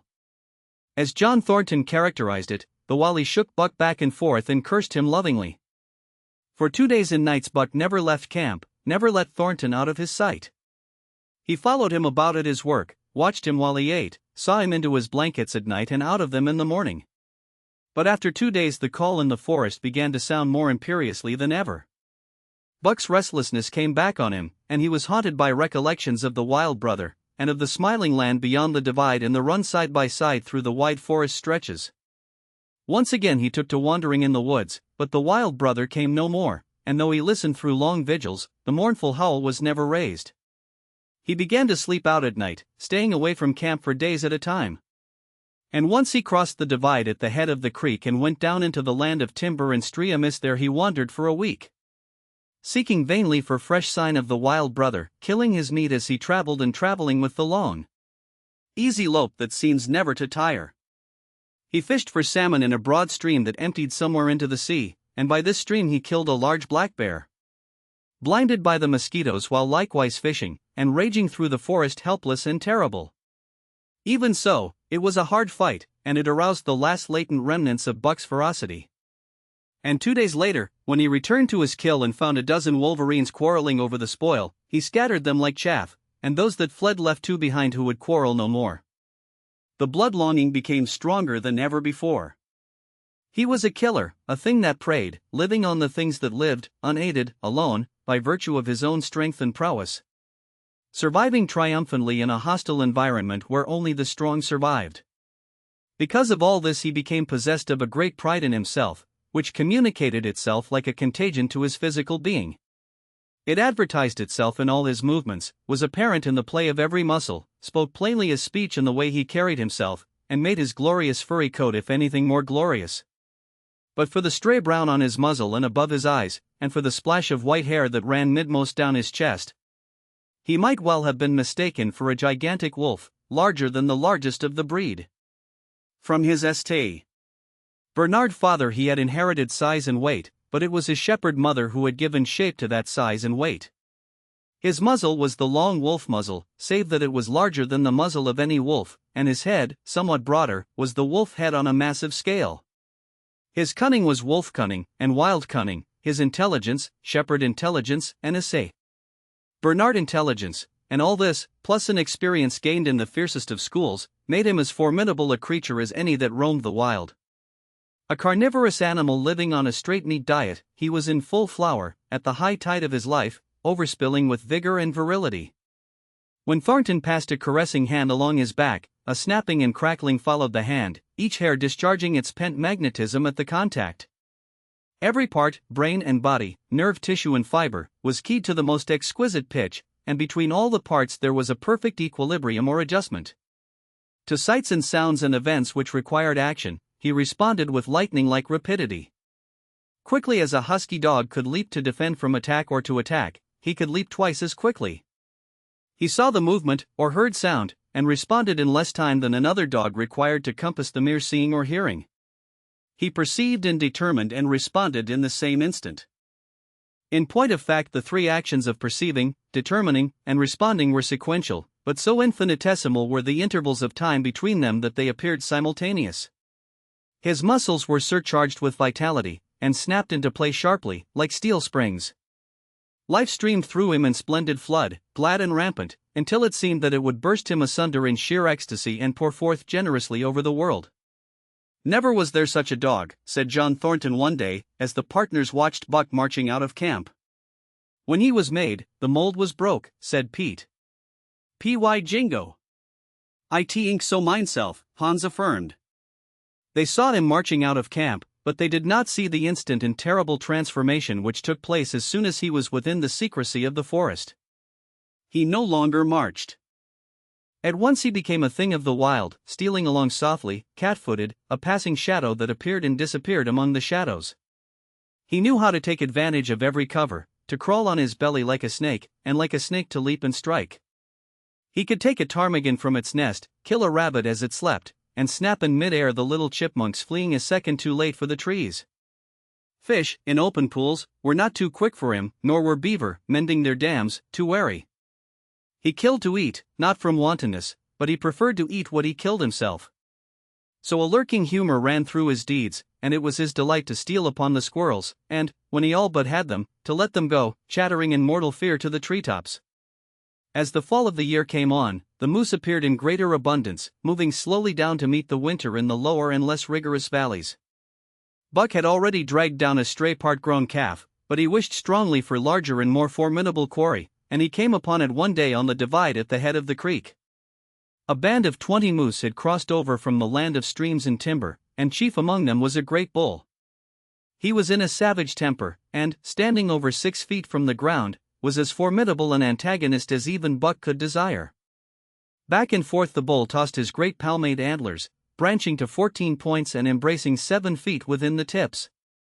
His small eyes burned with a vicious and bitter light, while he roared with fury at sight of Buck. From the bull's side, just forward of the flank, protruded a feathered arrow end, which accounted for his savageness. Guided by that instinct which came from the old hunting days of the primordial world, Buck proceeded to cut the bull out from the herd. It was no slight task. He would bark and dance about in front of the bull, just out of reach of the great antlers and of the terrible splay hoofs which could have stamped his life out with a single blow. Unable to turn his back on the Fang danger and go on, the bull would be driven into paroxysms of rage. At such moments he charged Buck, who retreated craftily, luring him on by a simulated inability to escape. But when he was thus separated from his fellows, 2 or 3 of the younger bulls would charge back upon Buck and enable the wounded bull to rejoin the herd. There is a patience of the wild-dogged, tireless, persistent as life itself that holds motionless for endless hours the spider in its web. The snake in its coils, the panther in its ambuscade. This patience belongs peculiarly to life when it hunts its living food. And it belonged to Buck as he clung to the flank of the herd, retarding its march, irritating the young bulls, worrying the cows with their half-grown calves, and driving the wounded bull mad with helpless rage. For half a day this continued. Buck multiplied himself, attacking from all sides, enveloping the herd in a whirlwind of menace, cutting out his victim as fast as it could rejoin its mates. Wearing out the patience of creatures preyed upon, which is a lesser patience than that of creatures preying. As the day wore along and the sun dropped to its bed in the northwest, the darkness had come back and the fall nights were 6 hours long. The young bulls retraced their steps more and more reluctantly to the aid of their beset leader. The downcoming winter was harrying them on to the lower levels, and it seemed they could never shake off this tireless creature that held them back. Besides, it was not the life of the herd, or of the young bulls, that was threatened.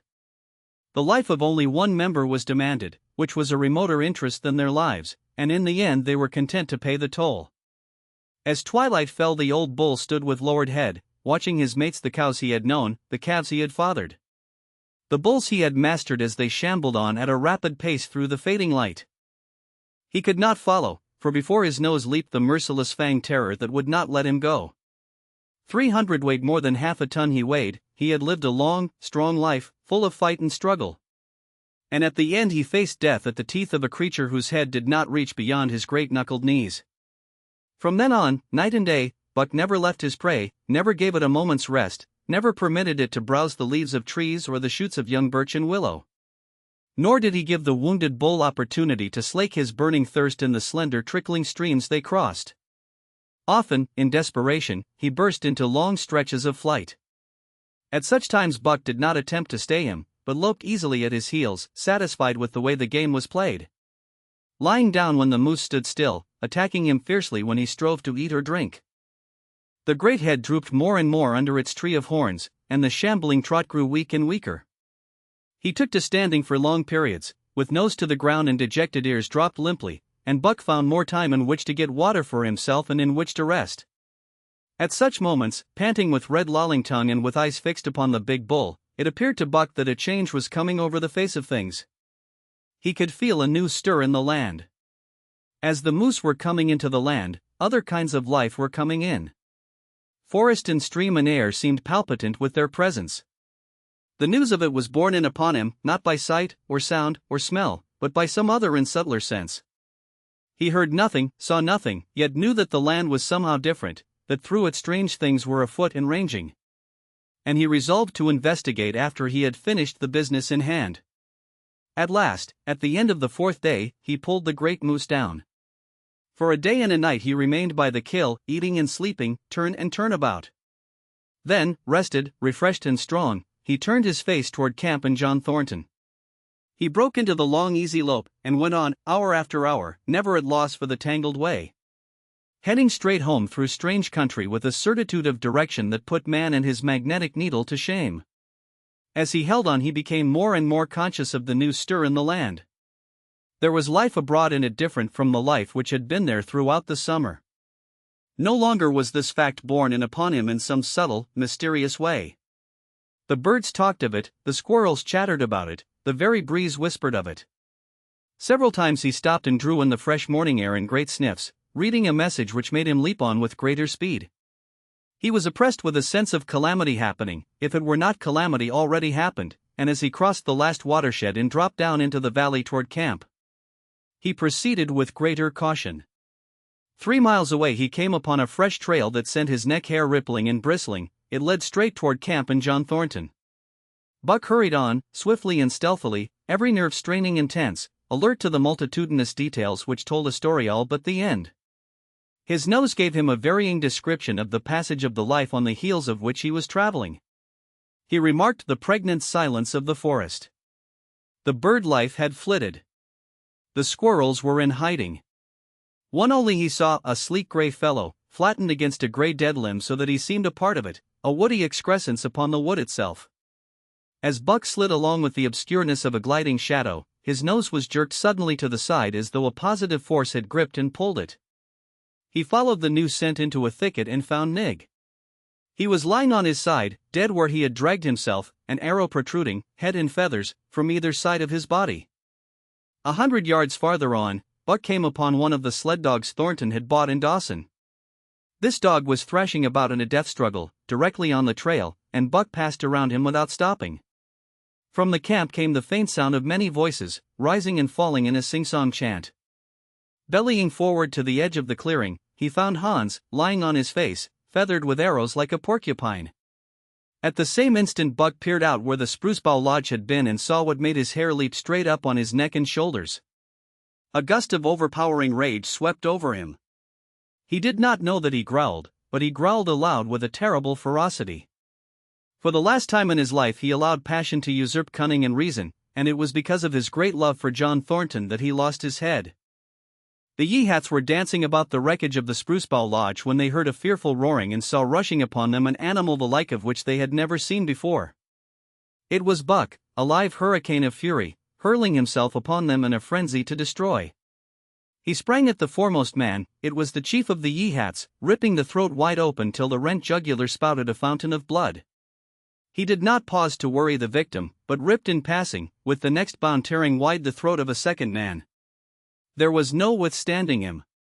He plunged about in their very midst, tearing, rending, destroying, in constant and terrific motion which defied the arrows they discharged at him. In fact, so inconceivably rapid were his movements, and so closely were the Indians tangled together, that they shot one another with the arrows, and one young hunter, hurling a spear at Buck in mid-air, drove it through the chest of another hunter with such force that the point broke through the skin of the back and stood out beyond. Then a panic seized the Yeehats, and they fled in terror to the woods, proclaiming as they fled the advent of the evil spirit. And truly Buck was the fiend incarnate, raging at their heels and dragging them down like deer as they raced through the trees. It was a fateful day for the Yeehats. They scattered far and wide over the country, and it was not till a week later that the last of the survivors gathered together in a lower valley and counted their losses. As for Buck, wearying of the pursuit, he returned to the desolated camp. He found Pete where he had been killed in his blankets in the first moment of surprise. Thornton's desperate struggle was fresh written on the earth, and Buck scented every detail of it down to the edge of a deep pool.